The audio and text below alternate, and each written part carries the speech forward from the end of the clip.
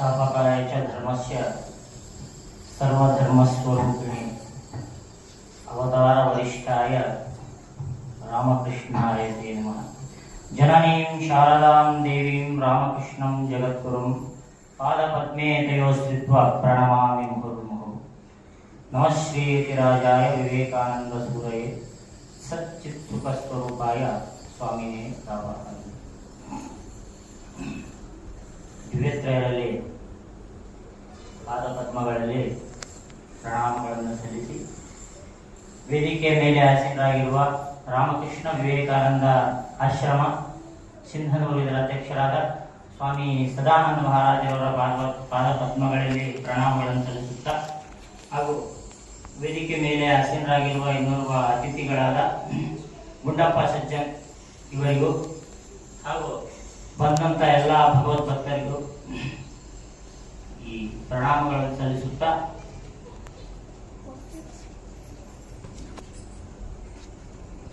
ಇವತ್ತು ಮಾತಾಡಲಿಕ್ಕಿದೆ ಫಸ್ಟ್.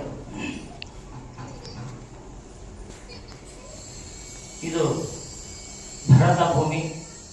ಇದನ್ನ ನಾವು ಪುಣ್ಯ ಭೂಮಿ ಅಂತ ಕರಿತೀವಿ, ಪವಿತ್ರ ಭೂಮಿ ಅಂತ ನಾವು ಕರೆಯೋದು. ಯಾವುದೇ ಒಂದು ವಸ್ತು ಪವಿತ್ರ ಆಗ್ಬೇಕಂದ್ರೆ ಅದ್ರ ಹಿಂದ್ಗಡೆ ಏನೋ ಒಂದು ವಿಶೇಷತೆ ಇರುತ್ತೆ. ಸುಮ್ಮನೆ ಯಾವ್ದು ಪವಿತ್ರ ಅಂತ ನಾವು ಕರೆಯಕ್ಕಾಗಲ್ಲ. ಎಲ್ಲೋ ಬೀದಿಯಲ್ಲಿ ಮಾಡ್ತಕ್ಕಂಥ ಒಂದು ಬಾಳೆಹಣ್ಣು ತಂದು ನಾವಿಲ್ಲಿ ದೇವರ ಗುಡಿಯಲ್ಲಿ ಇಟ್ಟು ಅದನ್ನ ನಾವು ಸ್ವೀಕರಿಸಿದ ಮೇಲೆ ಅದು ಪವಿತ್ರ ಆಗಿ ಅದು ಪ್ರಸಾದ ಅಂತ ಅನ್ಸ್ಕೊಳ್ಳೋದು. ಅದೇ ನಾವು ಹಣ್ಣನ್ನ ಯಾವ್ದನ್ನು ತಗೊಂಡು ಒಂದು ಸ್ವಾಮೀಜಿ ಕೊಟ್ಟು ಅವರ ಕೈಯಿಂದ ನಾವು ಯಾವಾಗ ಸ್ವೀಕರಿಸ್ತೀವೋ ಅದು ಪವಿತ್ರ ಆಗುತ್ತೆ. ಅವ್ರ ಸ್ಪರ್ಶದಿಂದ ಅದು ಪವಿತ್ರ ಆಗುತ್ತೆ. ದೇವರ ಒಂದು ಸ್ಪರ್ಶದಿಂದ ಒಂದು ಸಾಮಾನ್ಯ ವಸ್ತು ಪವಿತ್ರ ಹೆಂಗಾಗುತ್ತೋ ಈ ಭೂಮಿ, ಈ ಪ್ರಪಂಚದಲ್ಲಿ ಎಷ್ಟೋ ಭೂಭಾಗ ಐತೆ, ಆದ್ರೆ ಭಾರತ ಭೂಮಿಯನ್ನೇ ಯಾಕೆ ನಾವು ಪವಿತ್ರ ಅಂತ ಕರಿತೀವಿ ಅಂದ್ರೆ ಆ ಸ್ಪರ್ಶ ಈ ಭೂಮಿಗೆ ಆಗೈತೆ. ಈ ಭೂಮಿಯಲ್ಲಿ ಎಷ್ಟೋ ಸಂತರು, ಮಹಾತ್ಮರು, ಅವತಾರ ಪುರುಷರೆಲ್ಲ ಇಲ್ಲಿ ಜನ್ಮ ತಾಳಿ ಅವರ ಪಾದ ಸ್ಪರ್ಶದಿಂದ ಈ ಭೂಮಿ ಏನಾಗೈತೆ ಅಂದ್ರೆ ಪವಿತ್ರವಾಗೈತಿ. ಇಲ್ಲಿ ಹುಟ್ಟಬೇಕಂದ್ರೆ ನಾವೆಲ್ಲ ಪುಣ್ಯ ಮಾಡಿದ್ವು. ಅಂತ ಸಂತರ ಮಹಾತ್ಮರ ಸಾಲಿನಲ್ಲಿ ಬರ್ತಕ್ಕಂಥವ್ರೆ ನಮ್ಮ ಕಬೀರ ದಾಸರು. ಅವ್ರ ಭಕ್ತಿ ಪಂಥದಲ್ಲಿ ಬರ್ತಾರೆ. ಭಗವಂತನ ಮೇಲಿನ ಭಕ್ತಿಯನ್ನು ಈ ಪ್ರಪಂಚ ತುಂಬಾ ಹರಡಬೇಕಂತ ಉದ್ದೇಶ ಆಗಿತ್ತು ಅವರ ಜನ್ಮದಿಂದ. ಅವರ ಜನನವನ್ನು ನೋಡ್ಬೇಕಾದ್ರೆ ಸಾಮಾನ್ಯವಾಗಿ ಇತಿಹಾಸಕಾರ ಬರೆದ ಪ್ರಕಾರ 1398ರಿಂದ 1440 ನಡುವೆ ಎಲ್ಲೋ ಜನನ ಆಗಿರ್ಬೇಕಂತ ಅವ್ರು ಹೇಳ್ತಾರೆ. ಅದು ಪರ್ಟಿಕ್ಯುಲರ್ ಆಗಿ ಇವೇಗೆ ಜನನ ಆಗೈತೆ ಅಂತ ಎಲ್ಲಿಗೆ ಗೊತ್ತಿಲ್ಲ. ಆದ್ರೆ ಅವರು ಮೂಲ ತಂದೆ ತಾಯಿಗಳು ಯಾರಿಗೆ ಗೊತ್ತೇ ಇಲ್ಲ, ಎಲ್ಲಿ ಅದು ಮೆನ್ಷನ್ ಆಗೇ ಇಲ್ಲ. ಅವ್ರು ಎಲ್ಲಿ ಹುಟ್ಟಿದ್ರು, ಯಾವಾಗ ಹುಟ್ಟಿದ್ರು ಏನು ಗೊತ್ತಿಲ್ಲ. ಆದ್ರೆ ಅದರಿಂದ ಒಂದು ಏನಿದೆ ಅಂದ್ರೆ ಒಂದು ದೈವಿಕ ಕಥೆ ಇದೆ.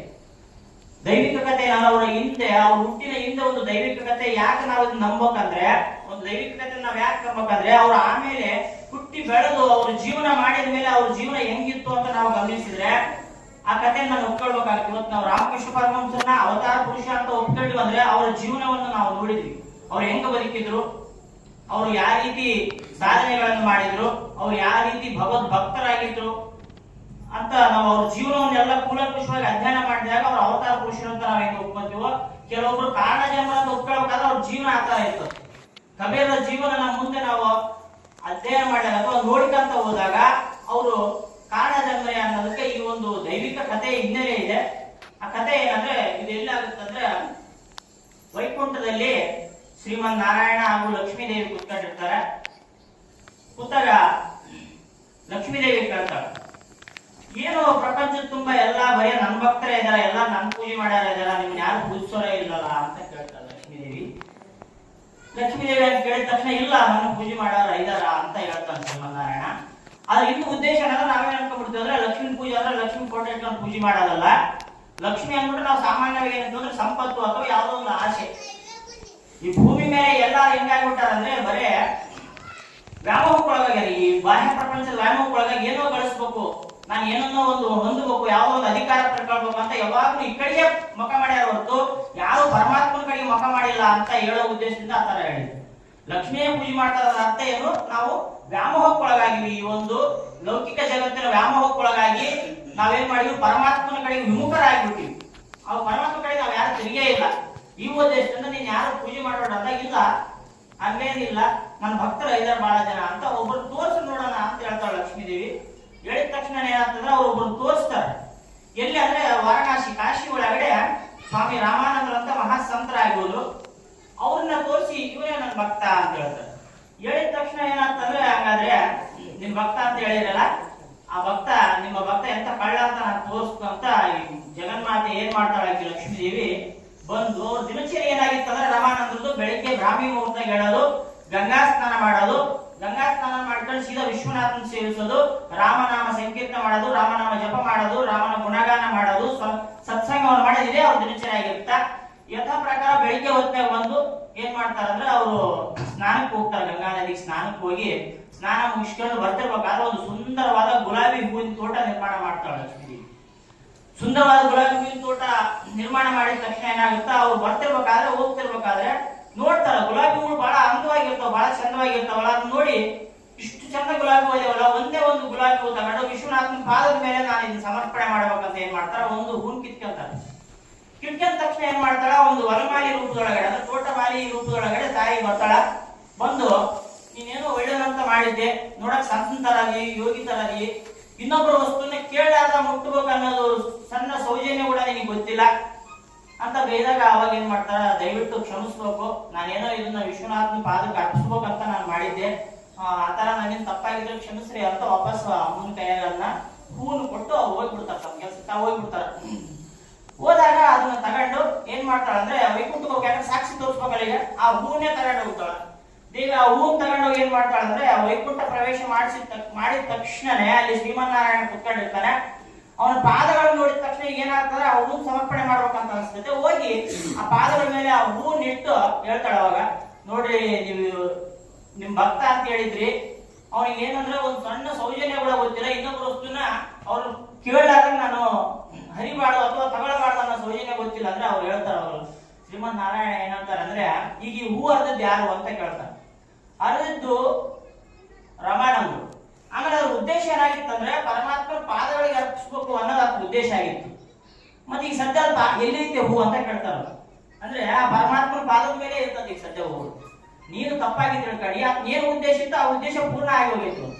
ಅದಕ್ಕೆ ಏನ್ ಮಾಡ್ಬೇಕಂದ್ರೆ ಆ ಹೂವನ್ ತಮ್ಮ ತಪ್ಪನ್ನು ಒಪ್ಕೊಂಡು ಲಕ್ಷ್ಮೀದೇವಿ ಏನ್ ಮಾಡ್ತಾಳ, ಈ ಹೂವನ್ ಏನ್ ಮಾಡೋಣ ಅಂತಂದ್ರೆ ಅವಾಗ ಶ್ರೀಮನ್ನಾರಾಯಣ ಏನ್ ಮಾಡ್ತಾನ, ಆ ಹೂವನ್ ತಗೊಂಡು ಗಂಗಾ ನದಿ ಒಳಗಡೆ ಹಿಂಗ ಹಾಕ್ತಾನ. ಅದು ಗುಲಾಬಿ ಹೂ. ಸಾಮಾನ್ಯವಾಗಿ ನಮ್ಮ ಒಳಗಡೆ ಹೂವನ್ನ ಜ್ಞಾನದ ಪ್ರತೀಕ ಅಂತ ಹೋಲಿಸ್ತೀವಿ ನಾವು, ಹೂವನ್ನ ಜ್ಞಾನಕ್ಕೆ ಹೋಲಿಸ್ತಾರೆ. ಆ ಹೂ ಯಾವಾಗ ಗಂಗಾ ನದಿಗೆ ಹಾಕ್ಬಿಟ್ನೋ ಅದು ನಿಧಾನವಾಗಿ ಹರ್ಕೊಂಡು ಹೋಗ್ತಿರ್ಬೇಕಾದ್ರೆ ಒಂದು ಮಗುವಿನ ರೂಪ ತಾಳು.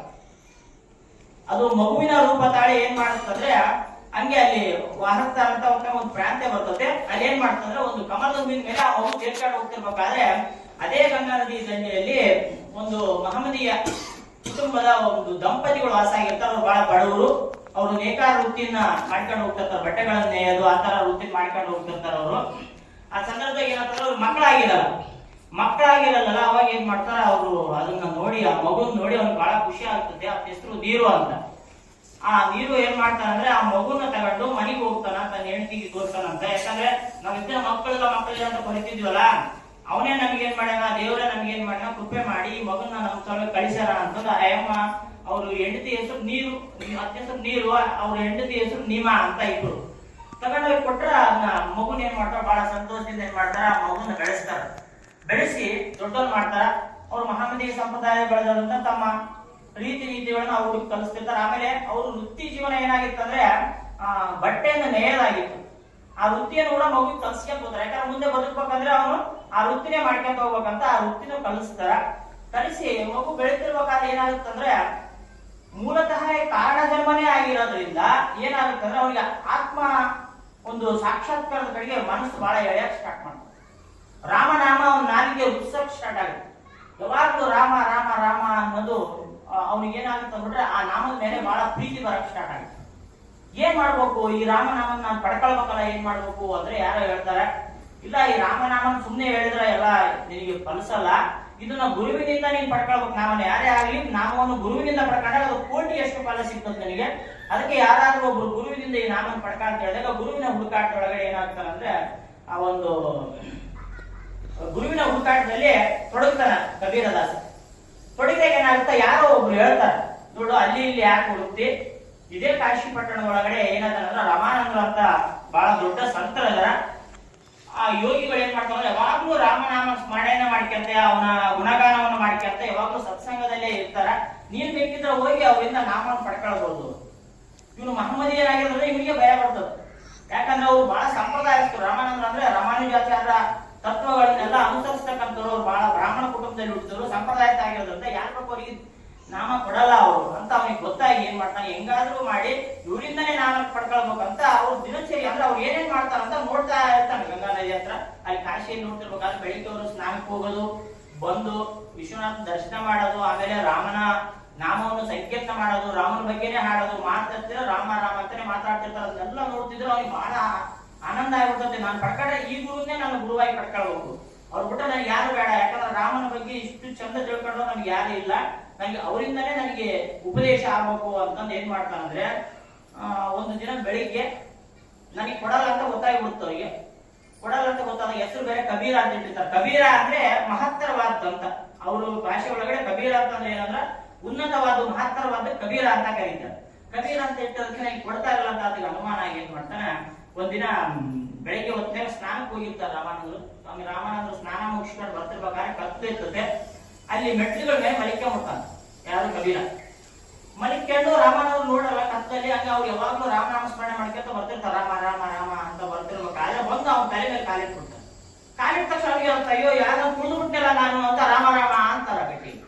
ರಾಮ ರಾಮ ಅಂದ ತಕ್ಷಣ ಕಬೀರ್ ಏನ್ ಮಾಡ್ತಾರ, ಎದ್ದು ಕುಣಿಯಕ್ಕೆ ಸ್ಟಾರ್ಟ್ ಮಾಡ್ಬಿಡ್ತಾನೆ. ನನಗೆ ನಾಮ ಸಿಕ್ಬಿಡ್ತೀವಿ ಅಂತ. ಗುರುವಿನ ಸ್ಪರ್ಶ ಆಯ್ತು, ನನಗೆ ನಾಮನು ಸಿಕ್ಬಿಡ್ತು. ಅವ್ರ ಬಾಯಿಂದಲೇ ನಾಮ ಬಂದದ್ದು ರಾಮ. ಸ್ಪರ್ಶ ಆದ ತಕ್ಷಣ ಅದು ಏನಾಗ್ಬಿಡ್ತಾನೆ, ಬಹಳ ಖುಷಿಯಿಂದ ನನಗೆ ನಾಮ ಸಿಕ್ತು ಅಂತ ಎದುರಾಡಕತ್ಬಿಡ್ತಾನೆ. ಅವಾಗ ರಾಮಾನಂದನಿಗೆ ಆಶ್ಚರ್ಯ ಆಗ್ಬಿಡ್ತದೆ.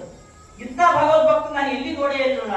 ನಾನು ಡೈರೆಕ್ಟ್ ಆಗಿ ಕರೆದು ನಾನು ನಾಮ ಕೊಟ್ಟರು ಕೂಡ ಅದನ್ನ ಸರಿಯಾಗಿ ಬಳಕೆ ಮಾಡ್ಕೊಳ್ಳೋದು ಎಷ್ಟೋ ಜನ ಇದ್ದಾಗ ನನ್ನಿಂದ ಅಚಾನಕ್ ಆಗಿ ನಡೆದಂತ ಈ ಘಟನೆಯನ್ನ ಅವನು ಏನಂದ್ರೆ ದೀಕ್ಷೆ ಅಂತ ಪಡ್ಕೊಂಡ್ಬಿಟ್ಟಾರ. ಎಷ್ಟು ಎಂತ ಪ್ರೀತಿ ಐತೆ ರಾಮನಾಮದ ಮೇಲೆ, ಭಗವಂತ ನಾಮದ ಮೇಲೆ ಎಷ್ಟು ಪ್ರೀತಿ ಇದೆ ಅಂತ ಐತಲ್ಲ ಅಂತ ಅವ್ರಿಗೆ ಬಹಳ ಖುಷಿಯಾಗಿ ಅವ್ರನ್ನ ಶಿಷ್ಯನಾಗಿ ಸ್ವೀಕರಿಸ್ತಾರೆ. ಆದ್ರೆ ಸಾಂಪ್ರದಾಯಬದ್ಧವಾಗಿ ಅವ್ರನ್ನ ಡೈರೆಕ್ಟ್ ಆಗಿ ಒಂದು ಶಿಷ್ಯ ಅಂತ ಹೇಳ್ಕೊಳಕ್ ಇರಲ್ಲ. ಆದ್ರೂ ನನ್ನ ಶಿಷ್ಯನೇ ಅಂತ ಅವ್ರು ಒಪ್ಕೊಂಡ್ಬಿಟ್ಟಿರ್ತಾರ. ಆಮೇಲೆ ಬರ್ತಾ ಬರ್ತಾ ಅವರೆಲ್ಲ ಅವ್ರ ಜೊತೆ ಒಡನಾಡಕ್ ಸ್ಟಾರ್ಟ್ ಮಾಡ್ತಾರೆ. ಅದೆಲ್ಲ ಮುಂದೆ ಆಗುತ್ತೆ.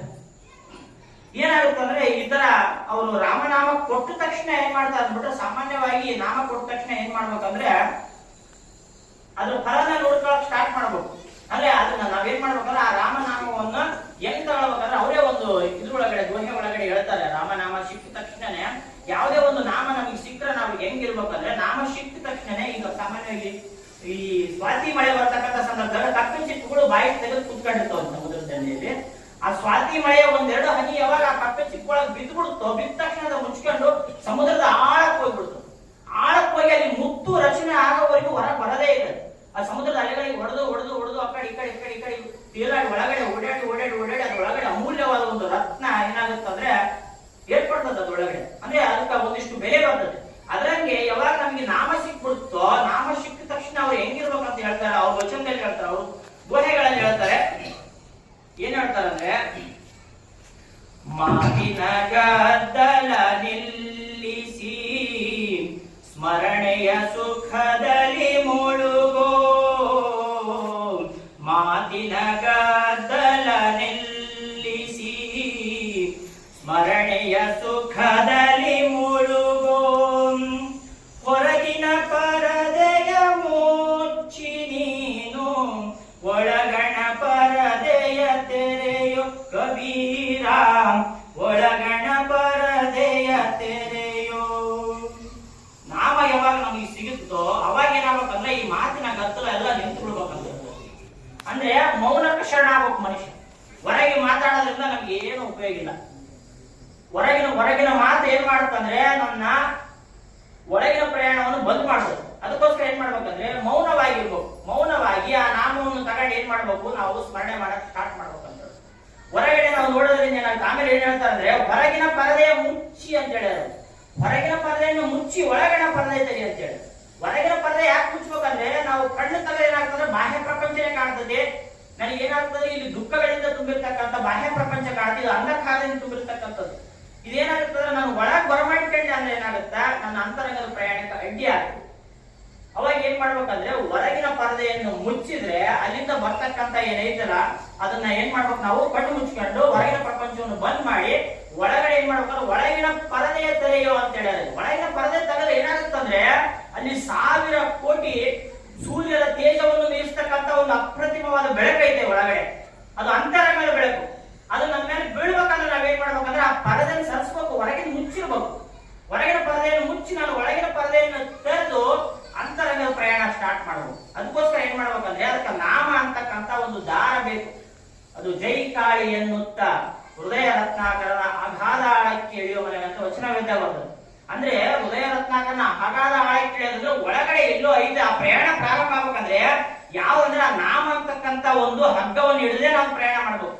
ಅದು ನಮ್ಮ ಎಲ್ಲಿ ಕರ್ಕೊಂಡು ಹೋಗುತ್ತಂದ್ರೆ ಆತ್ಮದ ಒಂದು ಅಂದ್ರೆ ನನ್ನ ಸ್ವ ಅನುಭವದ ನೆಲೆಗೆ ನನ್ನನ್ನು ಕರ್ಕೊಂಡು ಹೋಗಕ್ಕೆ ಸಹಾಯ ಮಾಡುತ್ತಾ ಅಂತ ಆ ದೃಷ್ಟಿಯಲ್ಲಿ ಇವ್ರು ಹೇಳಿದ್ದು. ಆ ನಾಮ ಸಿಕ್ಕ ತಕ್ಷಣ ಏನ್ ಮಾಡ್ತಾರೆ ಅಂದ್ರೆ ಕಬೀರದಾಸರು ಆ ನಾಮಸ್ಮರಣೆ ಮಾಡ್ಕೊಂತ ಯಾವಾಗ್ಲೂ 24 ಗಂಟೆ ಕುಂತ್ರು ರಾಮ ನಿಂತ್ರು ರಾಮ. ಮನ್ಯಾಗ ಅವ್ರ ಅಮ್ಮ ಹೇಳ್ತಾಳೆ, ಏನಪ್ಪ ನೀನು ವೃತ್ತಿ ಜೀವನ ನಾವು ಬದುಕ್ಬೇಕಂದ್ರೆ, ನಾವು ಊಟ ಗೀಟ ಉಪಚಾರಗಳು ನಡಿಬೇಕಂದ್ರೆ ನೀನು ಏನ್ ಮಾಡ್ಬೇಕಂದ್ರೆ ಈ ವಸ್ತ್ರಗಳನ್ನ ನೇಯ್ಬೇಕು. ನೇಯ್ದ ಪರಿಗಿನ ಮಾತ್ರ ಏನಾಗುತ್ತಾ ಅವಾಗ ನಮಗೆ ಊಟ ಸಿಗುತ್ತಂತಾರ. ನಾನು ಒಳಗಡೆ ಆಲ್ರೆಡಿ ನಾನು ವಸ್ತ್ರ ನೇಯಕ್ ಸ್ಟಾರ್ಟ್ ಮಾಡ್ಬಿಟ್ಟಿನಿ ಅಂತ ಹೇಳ್ತಾರೆ. ಯಾವ ವಸ್ತ್ರ ಅಂದ್ರೆ ನನ್ನ ಮನಸ್ಸಂತಕ್ಕಂತ ಪವಿತ್ರವಾದ ವಸ್ತ್ರವನ್ನು ನೇಯ್ದು ನಾನೇನ್ ಮಾಡ್ಬೇಕಂದ್ರೆ ಭಗವಂತನಿಗೆ ಅರ್ಪಿಸ್ಬೇಕಾಗಿದೆ. ಆ ವಸ್ತ್ರವನ್ನು ಯಾವ ಎಳೆಗಳಿಂದ ನೀನ್ ನೇಯಕ್ಕೆ ಅಂದ್ರೆ ರಾಮನಾಮ ಅಂತಕ್ಕಂಥ ಎಳೆಗಳನ್ನ ಒಂದಕ್ಕೊಂದು ಜೋಡಿಸಿ ಒಂದು ಪವಿತ್ರವಾದ ವಸ್ತ್ರ ರೆಡಿ ಮಾಡಕತ್ತೀನಿ. ಅದನ್ನ ನಾನು ಭಗವಂತನಿಗೆ ಅರ್ಪಿಸ್ಬೇಕಾಗಿದ್ದ, ಇವೆಲ್ಲ ಬೇಡ ಅಂತ ಹೇಳ್ತಾನೆ. ಭಗವನ್ ನಾಮದ ರುಚಿ ಒಂದು ಸಾರಿ ಹಚ್ಚಿಬಿಡ್ತೆ ಅಂದ್ರೆ ಬಾಹ್ಯ ಪ್ರಪಂಚದ ಯಾವುದೇ ದೃಷ್ಟಿ ಅವ್ರ ಮೇಲೆ ಬೀಳಲ್ಲ. ಅದಕ್ಕೆ ಅವರೆಲ್ಲ ಸಂತರು ಮಹಾತ್ಮರಾಗಿ ಹೋಗ್ತಾರೆ. ಮುಂದೆ ಏನ್ ಮಾಡ್ತಾರೆ ಅಂದ್ರೆ ಅವರು ಇದೇನಾಗ್ಬಿಡುತ್ತಂದ್ರೆ ಅವ್ರು ಮಾಮೂಲಾಗಿ ಸಾಮಾನ್ಯವಾಗಿ ಮಹಮ್ಮದೇವ ಕುಟುಂಬದಾಗ ಹುಟ್ಟಿರೋದ್ರಿಂದ ಏನಾಗುತ್ತೆ ಅಂದ್ಬಿಟ್ರೆ ಸ್ವಲ್ಪ ಗೊಂದಲಗಳಿರ್ತಾವೆ ಎಲ್ಲ.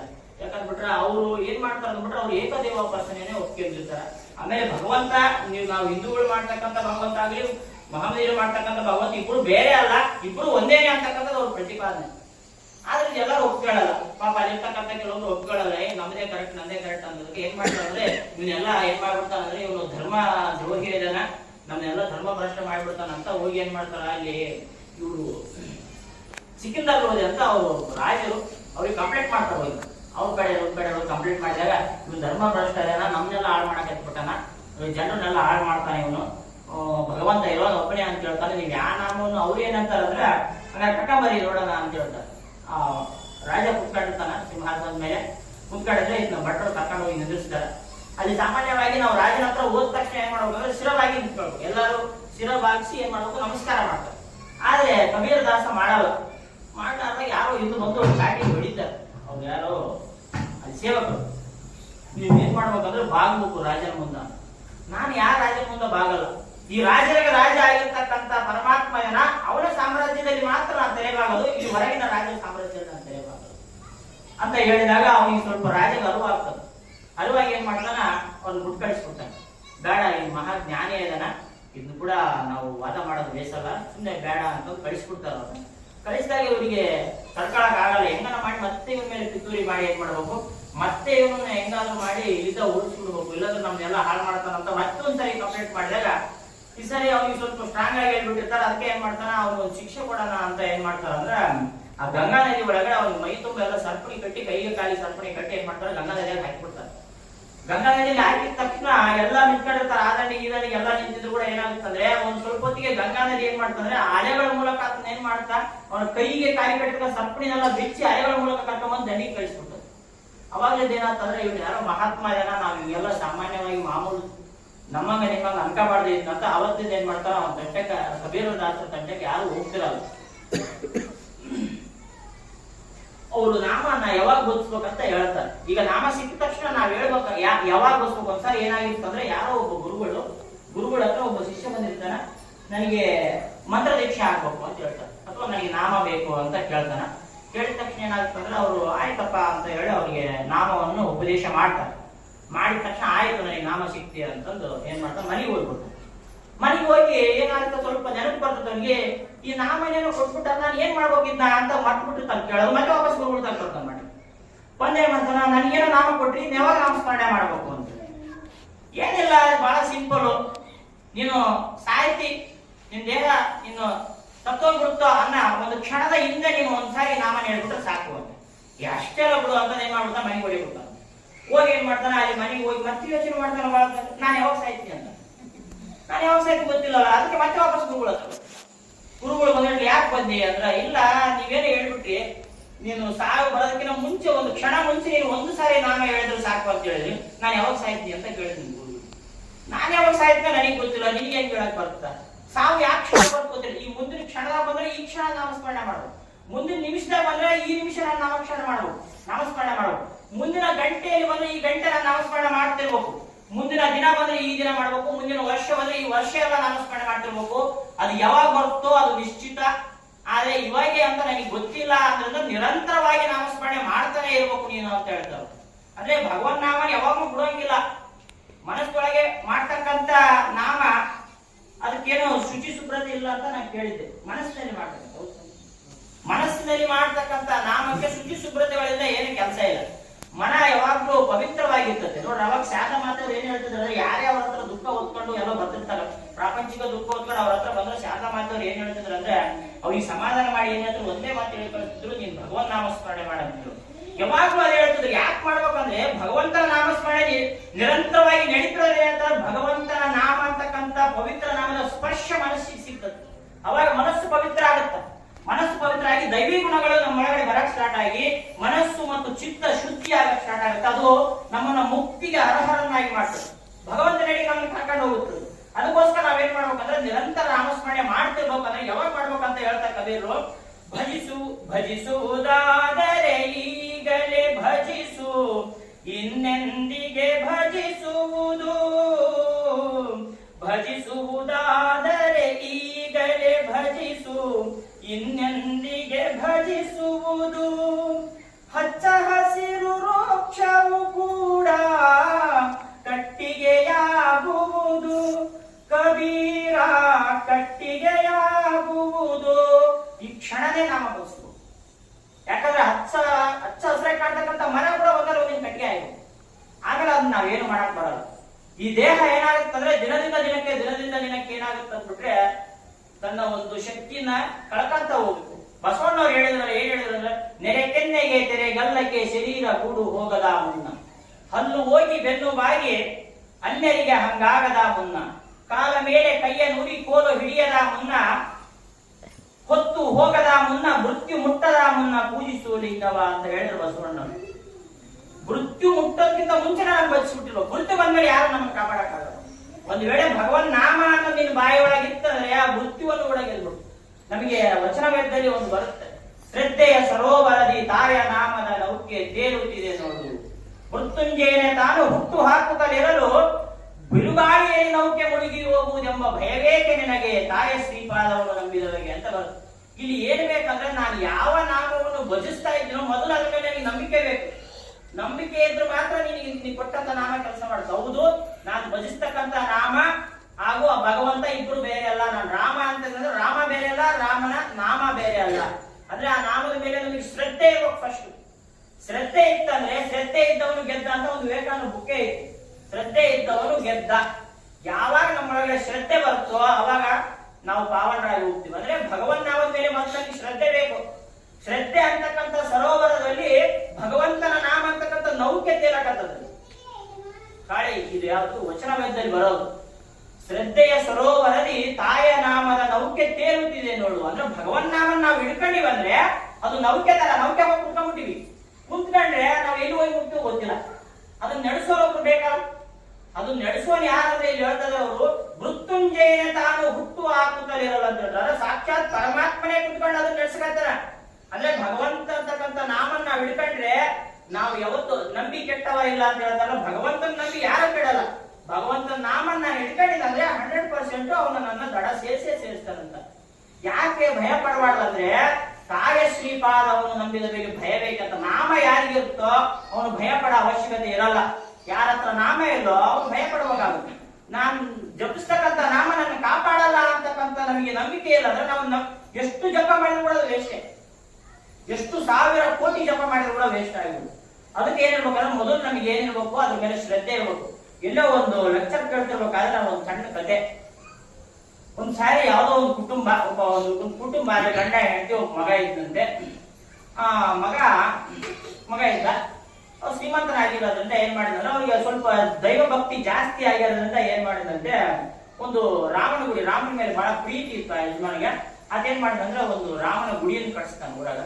ರಾಮನ ಗುಡಿ ಕಟ್ಸಿ ಬಹಳ ಅದ್ಭುತವಾಗಿ ಕಟ್ಸಿರ್ತಾನೆ. ಎಲ್ಲಾರು ಬಹಳ ಹೊಗಳ್ತಾರೆ, ಭಾರಿ ಚಂದ ಕಟ್ಸಿನಿ ಗುಡಿ ಹಂಗೆ ಹಿಂಗ ಅಂತ ಹೇಳಿದ್ರೆ ಆಯ್ತು ಅಂತ ನಿಮ್ ಮಗು ಅವರು ಹಂಗೆ ಜೀವನ ನಡೀತಿರುತ್ತೆ. ಮಗು ಹೇಳ್ತಿರ್ತಾರ, ಮಗು ಇದ್ದು ಸಣ್ಣದಿದ್ದಾಗ ಹೇಳ್ತಿರ್ತಾರ, ಹೋಗಪ್ಪ ನಾವು ರಾಮನ ಗುಡಿ ಕಟ್ಸಿ ಒಂದ್ಸರಿ ಹೋಗಿ ಬಾ ಅಂದ್ರೆ ಹೋಗ್ತಾನೆ.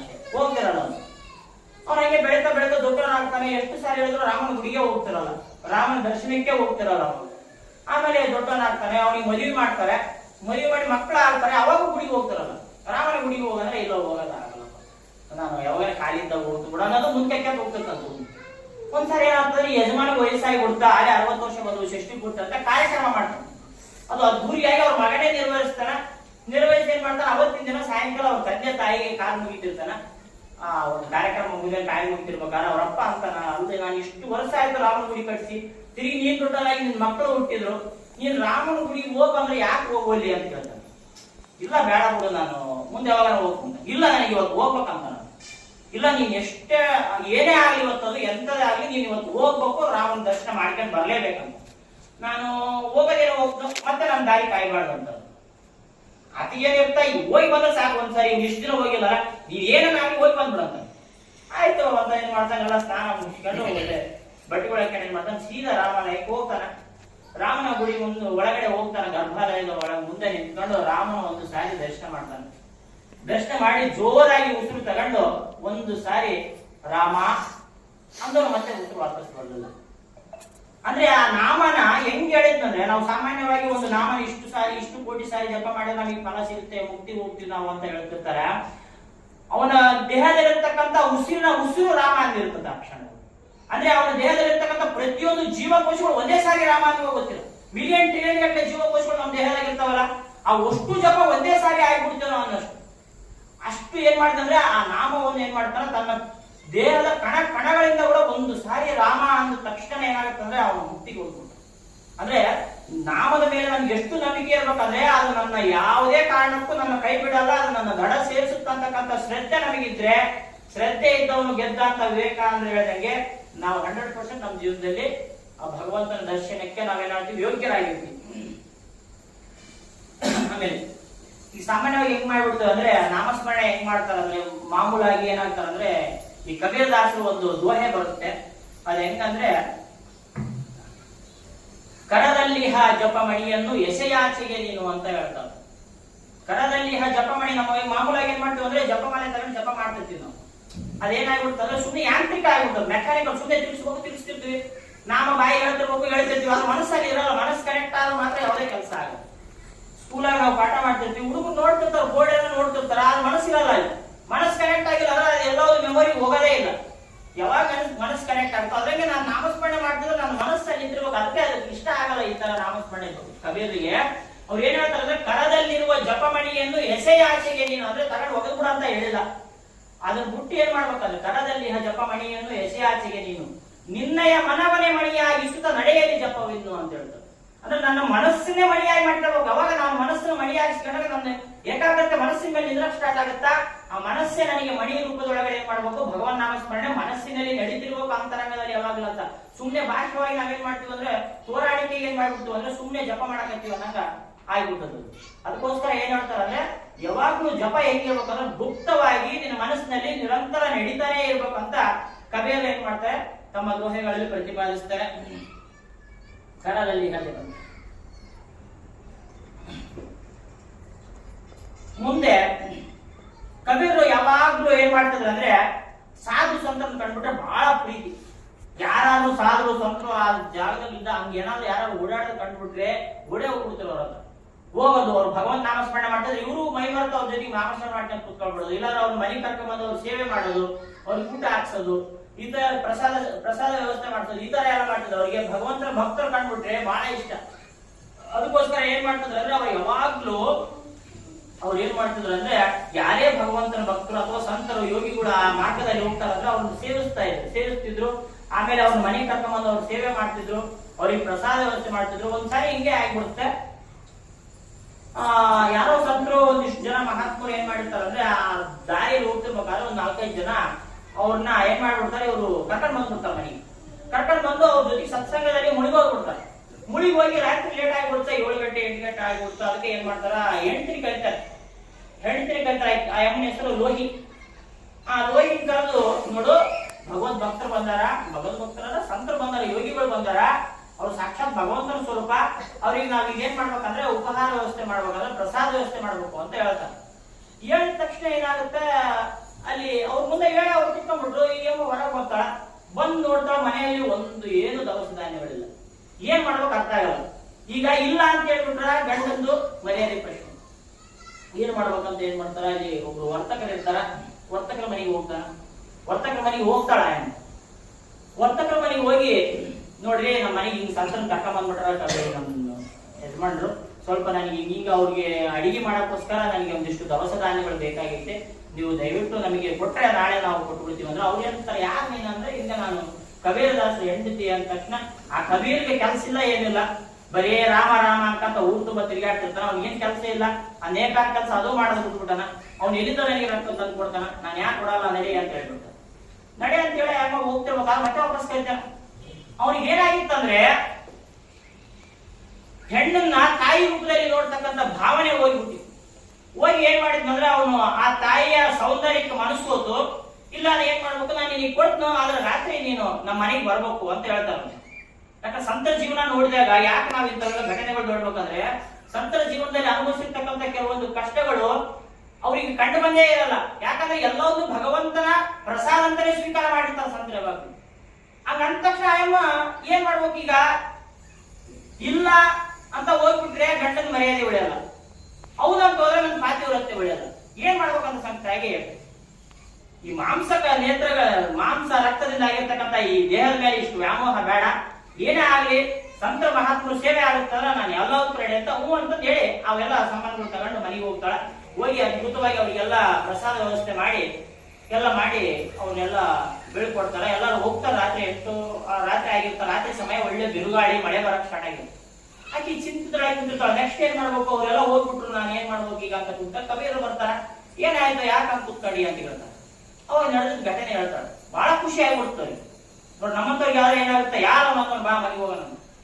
ಆದ್ರೆ ಅವ್ರೇನಂದ್ರೆ ಎಂತ ಪುಣ್ಯಾತ್ಮ ಆತ, ಈ ಒಂದು ಅಶಾಶ್ವತವಾದ ದೇಹವನ್ನು ಇಟ್ಕೊಂಡು ಅವನು 4 ಜನ 5 ಜನ ಸಂತ ಮಹಾತ್ಮರಿಗೆ ಊಟ ಮಾಡಕ್ಕೆ ದವಸ ಧಾನ್ಯ ಕೊಟ್ಟಾನಂದ್ರೆ ಅವನು ಮಹಾ ಅನ್ನದಾತ.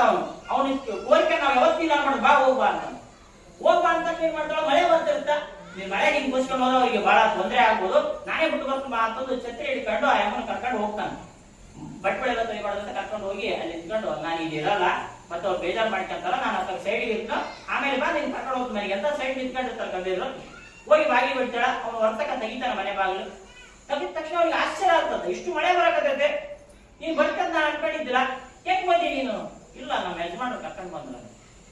ಹೌದಾ, ಹಿಂಗಂತ ಹೇಳಿದ್ರು ಕೂಡ ಕರ್ಕೊಂಡು ಬಂದ್ರ ಅಂತ ಹೇಳ್ತಾರೆ. ಹೌದು, ಹೇಳಿದ್ರು ಕರ್ಕೊಂಡ್ ಬಂದ, ನೀನ್ ಮಹಾ ಅನ್ನದಾತ ಅಂತ ಹೇಳ್ಯಾನ.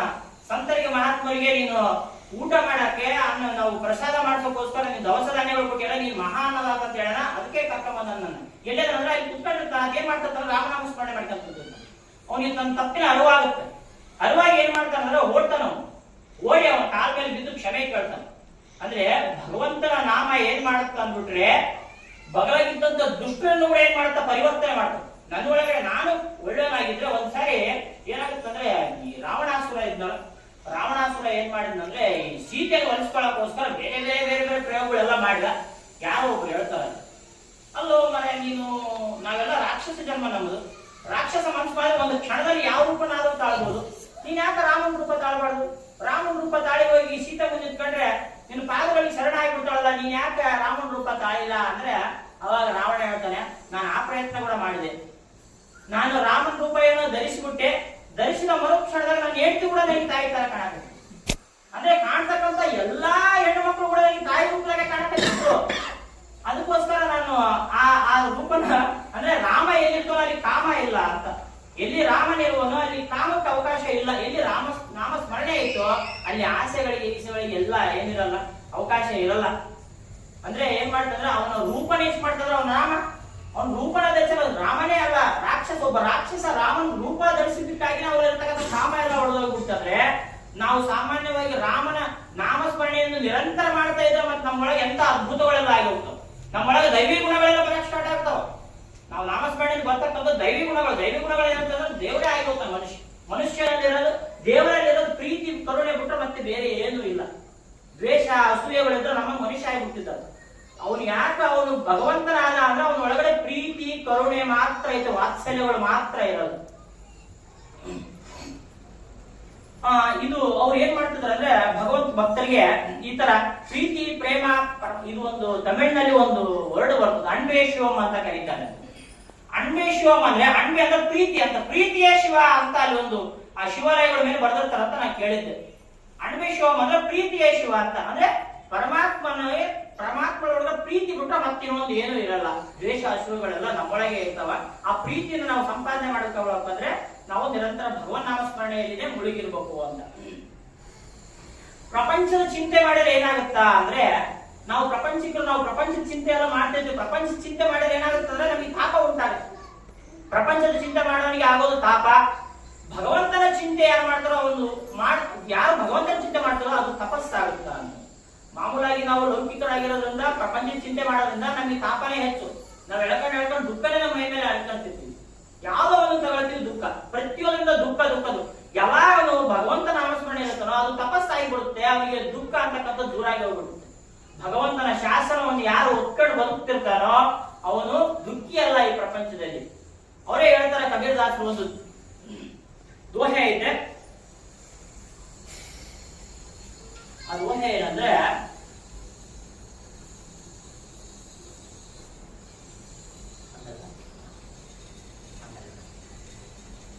ಈ ಕಬೀರದಾಸನ ಯಾರೋ ಒಬ್ರು ಧರ್ಮ ಮತ್ತು ಆಧ್ಯಾತ್ಮದ ಬಗ್ಗೆ ಕೇಳ್ತಾರೆ. ಧರ್ಮ ಅಂದ್ರೆ ಏನು, ಆಧ್ಯಾತ್ಮ ಅಂದ್ರೆ ಏನು, ಶರೀರ ಧರ್ಮ ಆಧ್ಯಾತ್ಮಿಕ ವ್ಯತ್ಯಾಸ ಅವ್ರು ಹೆಂಗ್ ಹೇಳ್ತಾರೆ ಅಂದ್ರೆ, ನಾವೀಗ ಸಾಮಾನ್ಯವಾಗಿ ಏನ್ ಮಾಡ್ಬಿಡ್ತೀವಿ ಅಂದ್ರೆ ನಮ್ಮ ಮನೆಯಲ್ಲೆಲ್ಲ ಏನ್ ಮಾಡ್ತೀವಿ ಅಂದ್ರೆ ತಿಲಕ ಧಾರಣೆಗಳು ಮಾಡಿಕೊಳ್ತೀವಿ. ಭಸ್ಮನೋ ತಿಲಕನೋ ಮೈ ತುಂಬಾ ಧಾರಣೆ ಮಾಡಿಕೊಳ್ತೀವಲ್ಲ, ಇದನ್ನ ಶರೀರ ಧರ್ಮ ಅಂತ ಕರೀತಾರೆ ಅವರು. ಯಾವಾಗ ಇದು ನಮ್ಮನ್ನ ಶರೀರ ಧರ್ಮ ಅಂತ ಕರೀತಾರೆ, ಯಾವುದು ನಾವು ಭಸ್ಮ ಧಾರಣೆ ಅದೆಲ್ಲ ಮಾಡ್ಕೊಂಡು ತಿಲಕ ಧಾರಣೆ ಇವೆಲ್ಲ ಮಾಡಿದ್ರೆ ಶರೀರ ಧರ್ಮ ಅಂತ ಕರೀತಾರೆ. ಅಂದ್ರೆ ಹೊರಗಡೆ ನಾವು ಭೂಷಣ ಮಾಡಕತ್ತೀವಿ, ನಮ್ಮ ದೇಹವನ್ನು ಅಲಂಕಾರ ಮಾಡಕತ್ತೀವಿ. ಆದ್ರೆ ನಾವು ನಮ್ಮ ಅಂತಃಕರಣವನ್ನು ಸದ್ಗುಣಗಳಿಂದ ಭೂಷಣ ಮಾಡಿದ್ರೆ ಅದು ಆಧ್ಯಾತ್ಮ ಆಗುತ್ತೆ ಅಂತ ಹೇಳ್ತಾರೆ. ಯಾವಾಗ ನಮ್ಮ ಅಂತಃಕರಣವನ್ನು ಯಾವುದರಿಂದ ಭೂಷಣ ಮಾಡಬೇಕಾದ್ರೆ ಸದ್ಗುಣಗಳಿಂದ ಮಾಡ್ಬೇಕು. ನಾವು ತೀರ್ಥಯಾತ್ರೆಗಳೆಲ್ಲ ಮಾಡ್ತೀವಿ, ಇದೆಲ್ಲ ಶಾರೀರಿಕ ಧರ್ಮ. ನಾವು ತೀರ್ಥಯಾತ್ರೆಗೆ ಹೋಗ್ತೀವಿ, ಆ ಕ್ಷೇತ್ರಗಳು ದರ್ಶನ ಮಾಡ್ತೀವಿ, ಈ ಕ್ಷೇತ್ರಗಳು. ನಿಜವಾಗ್ಲೂ ತೀರ್ಥಯಾತ್ರೆ ಮಾಡಬೇಕಾದ ಅಂತರಂಗದೊಳಗಡೆ ಒಳಗಿನ ಯಾತ್ರೆಯನ್ನು ಯಾವುದು ಸ್ಟಾರ್ಟ್ ಮಾಡ್ತಾನೋ ಅದು ಆಧ್ಯಾತ್ಮ. ನಮ್ಮಲ್ಲಿ ಧರ್ಮ ಜೊತೆಗೆ ಆಧ್ಯಾತ್ಮ ಅನ್ನೋದು ಕೂಡ್ಕೊಂಡು ಹೋಗಿರ್ಬೇಕು. ನಾವು ಹೊರಗಿನ ಯಾತ್ರೆಗೆ ಜಾಸ್ತಿ ಒತ್ತು ಕೊಡ್ತೀವಿ ಹೊರತು ಒಳಗಿನ ಅಂತರಂಗದ ಯಾತ್ರೆಯನ್ನು ಮರ್ತೇ ಬಿಡ್ತೀವಿ. ಕಬೀರರು ಒತ್ತಿ ಹೇಳಿದ್ದು ಅಂತರಂಗದ ಯಾತ್ರೆಯನ್ನು ಎಲ್ಲ ಅವರು ದೋಹೆಗಳಲ್ಲಿ ನಾವು ಪರಿಶೀಲನೆ ಮಾಡಿದ್ರೆ ಅಂತರಂಗದೊಳಗಿರ್ತಕ್ಕಂಥ ಪರಮಾತ್ಮನನ್ನು ಫಸ್ಟ್ ನೀನು ಅನುಭವಿಸಿ, ನೀನ್ ಯಾರಂತಕ್ಕಂಥ ಅನುಭವ ನೀವು ಪಡ್ಕೊಳ್ಳೋಕೆ. ವಿವೇಕಾನಂದ ಹೇಳ್ತಾರೆ, ಉತ್ತಿಷ್ಠತಾ ಜಾಗ್ರತ ಮನುಜ ಉತ್ತಿಷ್ಠತಾ ಜಾಗ್ರತ. ನಿನ್ನಯ ಗುರಿಯು ಆತ್ಮ ದರ್ಶನ, ನಿನ್ನೊಳಗೆ ಇದೆ ಆ ರತ್ನ, ಎಲ್ಲಿ ಇಲ್ಲ ಹೊರಗಡೆ. ಆ ರತ್ನ ಎಲ್ಲಿ ಅಂತಂದ್ರೆ ನಿನ್ನ ದೇಹದ ಒಳಗೇನೆ ಐತೆ. ನಿನ್ನ ಗುರಿನೇ ಆತ್ಮ ದರ್ಶನ. ಉತ್ತಿಷ್ಠತ ಜಾಗ್ರತ ಅಂತಂದ್ರೆ ಎದ್ದೇಳು. ಫಸ್ಟ್ ಏನ್ ಮಾಡಂದ್ರ ನೀನ್ ಯಾರು ಅನ್ನೋದನ್ನ ನೀನ್ ಅರಿಬೇಕು. ನಾನು ಯಾರು ಅನ್ನೋದನ್ನ ನಾನು ಅರಿಬೇಕಂದ್ರೆ ರಮಣ ಮಹರ್ಷಿಗಳು ಏನ್ ಹೇಳ್ತಾರೆ ಒಂದು ಮಾತು, ನಾನು ಯಾರು ಅಂತ ಸದಾ ನೀನೇ ಪ್ರಶ್ನೆ ಮಾಡಿಕೊಳ್ಳದೆ ಆತ್ಮವಿಚಾರ ಅಂತ ಹೇಳ್ತಾರೆ. ಸದಾ ನಾನು ಯಾರು ಸುಮ್ನೆ ಹುಟ್ಟುತ್ತರ ನಾನ್ಯಾರು ಅಂತ ಮಾತಾಡ್ತಾರಲ್ಲ, ಅದನ್ನ ಕುತ್ಕೊಂಡು ನಾನು ಯಾರು, ನಿಜವಾಗ್ಲೂ ನಾನು ಯಾರು, ಈ ದೇಹ ನಾನಲ್ಲ, ಇದೆಲ್ಲ ಅಲ್ಲಲ್ಲ, ನಾನು ಯಾರು ಅಂತಕ್ಕಂಥದ್ದನ್ನ ನೀನು ಯಾವಾಗ್ಲೂ ನೀನೇ ಪ್ರಶ್ನೆ ಮಾಡ್ಕೊಳಕ್ಕೆ ಯಾವಾಗ ಸ್ಟಾರ್ಟ್ ಮಾಡ್ತೋ ಅದು ಆತ್ಮ ವಿಚಾರ ಆಗುತ್ತಾ, ಆತ್ಮದ ಅನುಭವ ನಿನಗೆ ಆಗುತ್ತಾ ಅಂತ ರಮಣ ಮಹರ್ಷಿಗಳು ಹೇಳೋದು. ಎದೆಯಲ್ಲಿ ಪ್ರೇಮ, ಮನದಲ್ಲಿ ನಾಮ, ಇವು ಯಾರಲ್ಲಿ ಇವೆಯೋ ನಿಜಕ್ಕೂ ಅವನಿಯಲ್ಲಿ ಬೆಳಗುತ್ತಿರುವ ಸಂತ. ಕಬೀರದಾಸರು ಹೇಳೋದು, ಯಾರ ಎದೆಯಲ್ಲಿ ಪ್ರೇಮ ಆಯ್ತೋ ಮನದಲ್ಲಿ ನಾಮ ಆಯ್ತು. ಯಾರ ಎದೆಯಲ್ಲಿ ಪ್ರೇಮ ಅಂದ್ರೆ ಅಲ್ಲಿ ಹೇಳಿದ ಪ್ರೇಮ ಯಾರ ಪ್ರತಿರೂಪ ಅಂದ್ರೆ ಭಗವಂತನ ಪ್ರತಿರೂಪ. ಅದು ಯಾರ ಎದೆಯಲ್ಲಿ ಪ್ರೇಮ ಆಯ್ತೋ ಅವನ ಮನಸ್ಸಿನಲ್ಲಿ ನಾಮ ಆಯ್ತೋ ಅವನು ನಿಜವಾಗ್ಲೂ ಈ ಒಂದು ಅವನಿಯನ್ನು ಬೆಳಗುವ ಸಂತ, ಈ ಭೂಮಿಯನ್ನು ಬೆಳಗ್ತಕ್ಕಂಥ ಸಂತ. ಕಬೀರ್ ಹಂಗೆ ಆಗ್ಬೋದು. ಅವರ ಮನದಲ್ಲಿ ಪ್ರೇಮ ಇತ್ತು, ಎದೆಯಲ್ಲಿ ಪ್ರೇಮ ಇತ್ತು, ಅವರ ಮನದಲ್ಲಿ ರಾಮನಾಮ ಇತ್ತು. ಅವ್ರು ಏನಾಗಿ ಹೋದ್ರು ಅಂದ್ಬಿಟ್ರೆ ಅವರು ಮಹಾತ್ಮರೇ ಆಗಿ ಹೋಗ್ಬಿಟ್ರು. ಮುಂದೆ ಈ ದಯೆ ತೋರೋದು ಅಂತ ಹೇಳ್ತಾರೆ. ಪ್ರಾಣಿಗಳ ಮೇಲೆ ಆಗಲಿ ಇತರ ಜೀವಿಗಳ ಮೇಲೆ ದಯೆ ತೋರೋದನ್ನ ಒಂದ್ಸಾರಿ ನಾನು ವಚನ ವೇದ ಓದ್ತಿರ್ಬೇಕಾದ್ರೆ ರಾಮಕೃಷ್ಣ ಪರಮಹಂಸ ಒಪ್ಕೊಳ್ಳಲ್ಲ.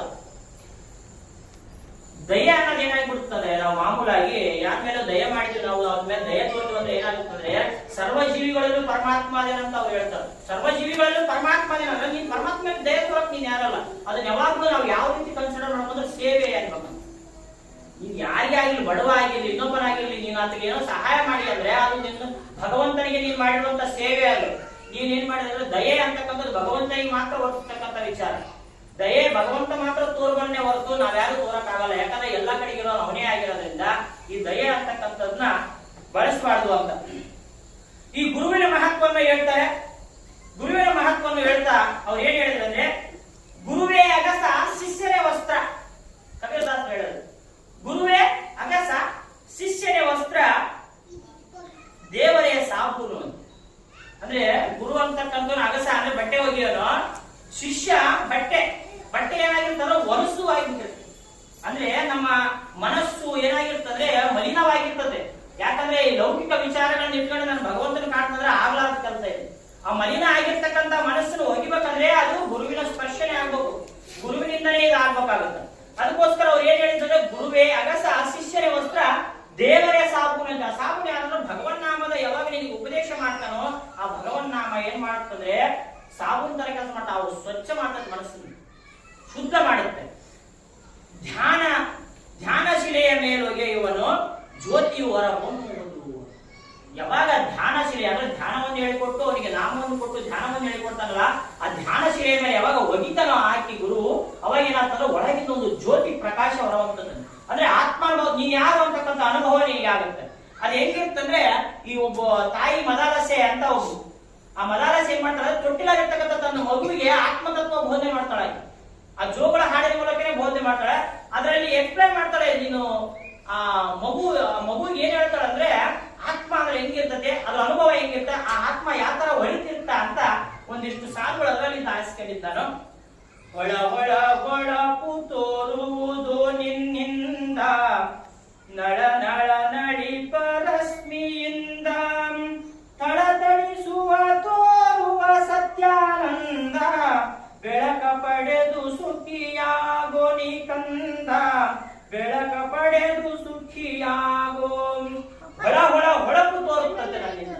ಅದು ಎಷ್ಟಿರುತ್ತಂದ್ರೆ ಆ ಹೊಳಪನ್ನ ನಾನು ಎಕ್ಸ್ಪ್ಲೇನ್ ಮಾಡಕ್ ಆಗಲ್ಲ. ಆತ್ಮಾನುಭವ ಆದವನು, ಯಾರಿಗೆ ಆತ್ಮರ ಅನುಭವ ಆಗಿರುತ್ತೋ ಅವ್ನು ಏನ್ ಹೇಳಕ್ ಬರಲ್ಲ. ಕಬೀರದಾಸರು ಇನ್ನೊಂದು ವಚನದಲ್ಲಿ ಹೇಳ್ತಾರೆ, ಅತ್ಯಾನಂದ ಅನುಭವ ಪಡೆದವನಿಗೆ ನಿಶ್ಚಿಂತೆ, ಅದರ ಸವಿಯೆ ಎಂತೆಂದರೆ ಮೂಕ ಬೆಲ್ಲ ಮೆದ್ದಂತೆ. ಆತ್ಮದ ಅನುಭವ ಆದವನು ಏನು ಮಾತಾಡಕ್ಕೆ ಆಗ್ತಿಲ್ಲ ಅಂದ್ರೆ ಅವ್ನು ಏನು ಹೇಳಕ್ ಬರಲ್ಲ. ಯಾಕಂದ್ರೆ ಒಬ್ಬ ಮೂಕಗ ಬೆಲ್ಲ ಕೊಟ್ಬಿಟ್ಟಿವಿ, ಆ ಮೂಕ ಏನ್ ಮಾಡಿದ್ರೆ ಬೆಲ್ಲ ತಿಂದ್ಬಿಟ್ಟ. ಬೆಲ್ಲ ತಿಂದು ಹೆಂಗ್ ರುಚಿ ಐತಿ ಹೇಳಂದ್ರೆ ಹೆಂಗ್ ಹೇಳಕ್ ರುಚಿ ಐತೆ ಅಂತ ಅದು ಗೊತ್ತಾಗ್ತದೆ, ಬಹಳ ರುಚಿ ಐತೆ ಅಂತ ಗೊತ್ತಾಗೈತೆ. ಆದ್ರೆ ಹೆಂಗಂತ ಎಕ್ಸ್ಪ್ಲೇನ್ ಮಾಡಕ್ ಆಗಲ್ಲ. ಭಗವಂತನ ಆತ್ಮಾನುಭವ ಆದವನು ಕೂಡ ಹಂಗೆ ಇರ್ತಾನೆ, ಅವ್ನಿಗೆ ಎಕ್ಸ್ಪ್ಲೇನ್ ಮಾಡಕ್ ಆಗಲ್ಲ. ಅವ್ನು ತನ್ನ ಸ್ವಾನಂದದೊಳಗಡೆ ತಾನು ಮುಳುಗಿರ್ತಾನಷ್ಟೇ, ಅವ್ನಿಗೆ ಹೇಳ್ತಕ್ಕಂತ ಹೇಳೋದಾಗಲ್ಲ ಅಂತ. ಅದು ಹೆಂಗಿರ್ತಂದ್ರೆ, ಹೊಳಪು ತೋರುವುದು ನಿನ್ನಿಂದ. ಹೆಂಗಂದ್ರೆ ಅದು ಸೂರ್ಯಕಾಂತಿ ತೇಜದಲ್ಲಿ ಹೊಳಿತಾ ಇರುತ್ತೆ, ನಳ ನಳ ನಳಿಪ ರಶ್ಮಿಯ ತೇಜದಿಂದ ಅದರ ಕಿರಣಗಳು ನಳ ನಳ ಅಂತ ನಳಿಸ್ತಾ ಇರ್ತವೆ, ಅಂದ್ರೆ ಹೊಳಿತಾ ಇರ್ತವೆ.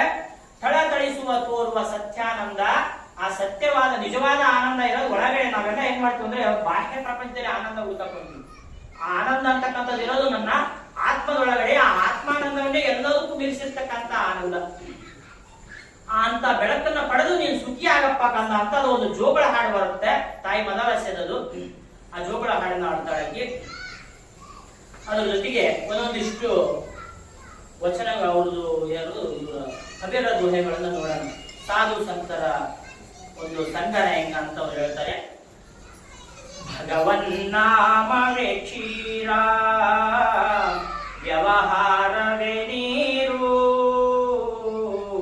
ಭಗವನ್ನಾಮವೇ ಕ್ಷೀರ, ವ್ಯವಹಾರವೇ ನೀರು, ಹಂಸರೂಪದ ಸಾಧುಗಳು ಕ್ಷೀರವಹಿರುವರು, ಕಬೀರ ಕ್ಷೀರವಹಿರುವರು. ಭಗವಂತನ ನಾಮ ಅಂತಕ್ಕಂಥದ್ದೇ ಕ್ಷೀರ, ಹಾಲಿದ್ದಂಗೆ. ವ್ಯವಹಾರವೇ ನೀರು. ಭಗವಂತನ ನಾಮ, ವ್ಯವಹಾರ, ಇವೆರಡರಲ್ಲಿ ಭಗವಂತನ ನಾಮ ಏನಪ್ಪಾ ಅಂದ್ರೆ ಹಾಲಿದ್ದಂಗೆ. ಈ ವ್ಯವಹಾರಕ್ಕೆ ಅಂದ್ರೆ ಪ್ರಾಪಂಚಿಕ ಏನೈತಲ್ಲ, ಈ ಲೌಕಿಕ ವ್ಯವಹಾರ ಐತಲ್ಲ, ಅದು ನೀರಿದ್ದಂಗೆ. ಎರಡನ್ನೂ ನಾನು ಕಲಿಸಿಕೊಟ್ರು ಕೂಡ ಮಹಾತ್ಮನಾದವನು ಸಂತನಾದವನು ಒಳ್ಳೆಯದನ್ನು ಮಾತ್ರ ತಗೊಳ್ತಾನೆ, ಕೆಟ್ಟದೆಲ್ಲ ತಗೊಳ್ಳಲ್ಲ. ಹೆಂಗಂದ್ರೆ ಹಂಸದ ರೂಪದೊಳಗೆ ಹಂಸ ಯಾವ ರೂಪ ಪಡ್ತಿಕ್ಕಂದ್ರೆ ಜ್ಞಾನ ಅದೇನ್ ಮಾಡ್ತಂದ್ರೆ ಕ್ಷೀರವನ್ನು ಮಾತ್ರ ಹೇಳ್ಕೊಂಡು ಹಾಲನ್ನು ಮಾತ್ರ ಹೇಳ್ಕೊಂಡು ನೀರನ್ನ ಹಂಗೆ ಬಿಟ್ಬಿಡುತ್ತಾನೆ. ಅದು ಅದು ತನಗೆ ಏನ್ ಬೇಕೋ ಅದನ್ನು ಮಾತ್ರ ತಗೊಳುತ್ತಾ ನಿಷ್ಪ್ರಯೋಜಕ ಆಗಿದ್ದನ್ನ ಹಿಂದೆ ಹೆಂಗ್ ಬಿಡುತ್ತೋ ಅದಕ್ಕೆ ಸಂತರು ಮಹಾತ್ಮರು ಇರ್ತಕ್ಕಂಥ ಒಳ್ಳೆಯದನ್ನು ಮಾತ್ರ ಅವ್ರು ತಗೊಳ್ಳೋದು, ಕೆಟ್ಟದನ್ನ ಅವ್ರು ತಗೊಳ್ಳಲ್ಲ ಅಂತ ಹೇಳ್ತಾರೆ. ಆಧ್ಯಾತ್ಮದ ಬಗ್ಗೆ ಹೇಳ್ತಾ ಏನ್ ಮಾಡ್ತಾರೆ ಅಂದ್ರೆ ಇನ್ನೊಂದು ಮಾತು ಹೇಳ್ತಾರೆ, ಬೀಜದೊಳಗೆ ಇದೆ ಎಣ್ಣೆ, ಹಾಲಿನೊಳಗೆ ಇದೆ ಬೆಣ್ಣೆ, ಬೀಜದೊಳಗೆ ಇದೆ ಎಣ್ಣೆ, ಹಾಲಿನೊಳಗೆ ಬೆಣ್ಣೆ, ನಿನ್ನಯ ದೇವ ನಿನ್ನೊಳಗಿಹನೈ ಕೈಲಾದರೆ ನೋಡು ಕಬೀರ ಕೈಲಾದರೆ ನೋಡು. ಬೀಜದೊಳಗೆ ಎಣ್ಣೆ ಹೆಂಗಿರುತ್ತೋ ಆದ್ರೆ ನನಗೆ ಕಾಣಲ್ಲ, ಅದೃಶ್ಯವಾಗಿರುತ್ತೆ. ಬೀಜದೊಳಗೆ ಎಣ್ಣೆ ಅಂತ ನೋಡಿದ ತಕ್ಷಣ ಎಣ್ಣೆ ಅಂತ ನನಗೆ ಹೇಳಕ್ ಬರಲ್ಲ, ಅದು ಅದ್ರೊಳಗೆ ಬೆರೆತು ಹೋಗೈತೆ, ಗೊತ್ತಾಗಲ್ಲ. ಅದ್ರಂಗೆ ಹಾಲಿನೊಳಗೆ ಬೆಣ್ಣೆ ಐತೆ, ಆದ್ರೆ ಹಾಲು ಮಾತ್ರ ನನಗೆ ಕಾಣ್ತಾ, ಬೆಣ್ಣೆ ಯಾವತ್ತು ನಮ್ಮ ಕಣ್ಣಿಗೆ ಕಾಣಲ್ಲ. ಹಂಗೆ ಆ ಪರಮಾತ್ಮ ಅಂತಕ್ಕಂಥವ್ರು ನಿನ್ನ ದೇಹದ ಒಳಗೆ ಇದ್ದಾನೆ, ಆದ್ರೆ ನೀನ್ ಏನ್ ಮಾಡ್ಬೇಕಂದ್ರೆ ನೋಡ್ಬೇಕು. ನೋಡಿದ್ರೆ ಮಾತ್ರ ಏನ್ ಗೊತ್ತಾಗುತ್ತೆ ಅಂದ್ರೆ ಭಗವಂತ ನನ್ನೊಳಗಿರೋದು ಗೊತ್ತ. ಒಬ್ಬರು ಸರ್ಪಭೂಷಣ ಶಿವಗಳು ಅಂತ ಒಂದು ವಚನ ಬರುತ್ತೆ, ಬಿಡು ಬಿಡು ಬಾಹ್ಯದೊಳು ಡಮ್ಮವ ಮಾನಸದೊಳಗೆಡ ಬಿಡದಿರು ಶಂಭುವ, ಒಡಲೊಳು ವಂಚಿಸಿ ಹೊರಗೆ ನೀ ಕೀರ್ತಿಯ ಪಡೆದರೆ ಶಿವನಿನ ಗುರಿಯನ್ನು ಮರಳೆ ಅಂತ ಬರ್ತದೆ. ಅದೇನಂದ್ರೆ ನಾವೇನ್ ಮಾಡ್ತೀವಿ ಅಂದ್ರೆ ಬಾಹ್ಯಾಡಂಬರಕ್ಕೆ ಹೆಚ್ಚು ಒತ್ತು ಕೊಟ್ಟು ಬಿಡ್ತೀವಿ, ಅಂತರಂಗವನ್ನು ಅರಿಯಕ ನಾವ್ ಯಾರು ಮುಂದೆ ಬರಲ್ಲ. ಏನ್ ಮಾಡ್ತೀವಿ ಅಂದ್ರೆ ನಾವು ಒಳ್ಳೆ ತಿಲಕ ಧಾರಣೆಗಳು ಮಾಡ್ಕೊಳ್ಳೋದು, ಒಳ್ಳೆ ಒಳ್ಳೆ ವಸ್ತುಗಳು ಹಾಕೊಳ್ಳೋದು, ನಾನು ಒಳ್ಳೆಯದಂತ ಎಲ್ಲರ ಮುಂದೆ ಏರ್ಕೆ ತಿರುಗಾಡೋದು. ಆದ್ರೆ ಒಳಗಡೆ ಅಂತರಂಗದೊಳಗಡೆ ನಾನೇನಾಗಿರ್ತಂದ್ರೆ ನಾನು ಏನಾಗಿದೆ ಅಂತ ನನ್ನ ಮನಸ್ಸಿಗೆ ಮಾತ್ರ ಗೊತ್ತಿದ್ವಿ. ಬಿಡು ಬಿಡು ಬಾಹ್ಯದೊಳು ಡಂಬವ ಮಾನಸದೊಳಗೆ ಎಡ ಬಿಡದಿರು ಶಂಭು, ಯಾವತ್ತೂ ಬಿಡಬಾರ್ದು, ಪರಮಾತ್ಮನ ಯಾವಾಗ ಭಜಿಸ್ತಾನೆ ಇರ್ಬೇಕಂತ ಅವ್ರು ಹೇಳೋದು. ಯಾಕಂತ ಹೇಳ್ತಾರಂದ್ರೆ ಜನರೇನ ಬಲ್ಲರು ಒಳಗಾಗೋ ಕೃತ್ಯವ ಮನವರಿಯದ ಕಳ್ಳತನವಿಲ್ಲವಲ್ಲ ಅಂತ ಹೇಳಿದ್ರು. ನೀನೇನೋ ನೋಡಕ್ ಹೊರಗೆ ಚಂದ ಕಾಣಕತ್ಬಿಟ್ಟಿ, ಒಳ್ಳೆ ತರ ನಡ್ಸಕತ್ಬಿಟ್ಟಿ, ಜನರಿಗೆ ಅದೆಲ್ಲ ಗೊತ್ತಾಗಲ್ಲ, ಆದ್ರೆ ನನ್ನ ಮನಸ್ಸಿಗೆ ಗೊತ್ತಾಗುತ್ತೆ ನೀನ್ ಕಳ್ಳ ಅಂತ ಹೇಳಿ. ನಿನ್ನ ಮನಸ್ಸಿಗೆ ಗೊತ್ತಿದ್ದಾಗಂತ ತಪ್ಪನ್ನ ನೀನು ಮಾಡಕ್ ಸಾಧ್ಯನೇ ಇಲ್ಲ. ಮನವರಿಯದ ಕಳ್ಳತನವಿಲ್ಲವಲ್ಲ ಅಂದ್ರೆ ನೀನ್ ಎಂತ ದುಷ್ಟರಿ, ನೀನ್ ಎಂತ ಒಳ್ಳೆನದಿ ಅನ್ನೋದು ನಿನ್ನ ಮನಸ್ಸಿಗೆ ಬಿಟ್ರೆ ಯಾರಿಗೂ ಗೊತ್ತಿರಲ್ಲ, ಅದರಿಂದ ನೀನ್ ತಪ್ಪಿಸ್ಕೊಳಕ್ ಆಗಲ್ಲ. ಯಾಕ ನಾವು ಮನಸ್ಸಿನೊಳಗಡೆ ಮನದಲ್ಲಿ ಶಿವ ತಾನು ಮನೆ ಮಾಡಿಕೊಂಡಿಹ, ಮನಮೆಚ್ಚಿ ನಡೆದರೆ ಶಿವ ತಾ ಮೆಚ್ಚುವ. ಪರಮಾತ್ಮನ ಮನಸ್ಸಿನೊಳಗೆ ಇದ್ದಾನೆ, ಅದಕ್ಕೆ ನೀನ್ ಏನ್ ಮಾಡ್ಬೇಕಂದ್ರೆ ಮನಸ್ಸು ಮೆಚ್ಚುವಂತ ಕೆಲಸ ಮಾಡ್ಬೇಕು, ಜನ ಮೆಚ್ಚಕ್ ಹೋಗ್ಬಾರ್ದು. ನಿನ್ನ ಮನಸ್ಸು ಮೆಚ್ಚಿತಂದ್ರೆ ಅಲ್ಲಿ ಭಗವಂತನ ಇದಾನ, ಆ ಪರಮಾತ್ಮನ ಇದಾನ. ಮನದೊಳು ಶಿವ ತಾನು ಮನೆ ಮಾಡಿಕೊಂಡಿಹ, ಮನ ಮೆಚ್ಚಿ ನಡೆದರೆ ಶಿವ ತಾ ಮೆಚ್ಚುವ. ಮನ ಕಂಜಿ ನಡೆಯದೆ ಜನ ಕಂಜಿ ನಡೆದರೆ ಮನದಾಣ್ಮ ಗುರು ಸಿದ್ಧ ಮರೆಯಾಗುವನಲ್ಲ ಅಂತ ಹೇಳಿದ್ರೆ, ನಾವು ಮನಸ್ಸಿಗೆ ಅಂಜಿ ಬದುಕಲಾದಂಗೆ ಜನಗಳಿಗೆ ಅಂಜಿ ಬದುಕಿದ್ರೆ ಅಂತ ನಿನ್ನ ಮನಸ್ಸಿನಲ್ಲಿರ್ತಕ್ಕಂಥ ಭಗವಂತ ಹೋಗ್ಕೊಡ್ತಾನೆ.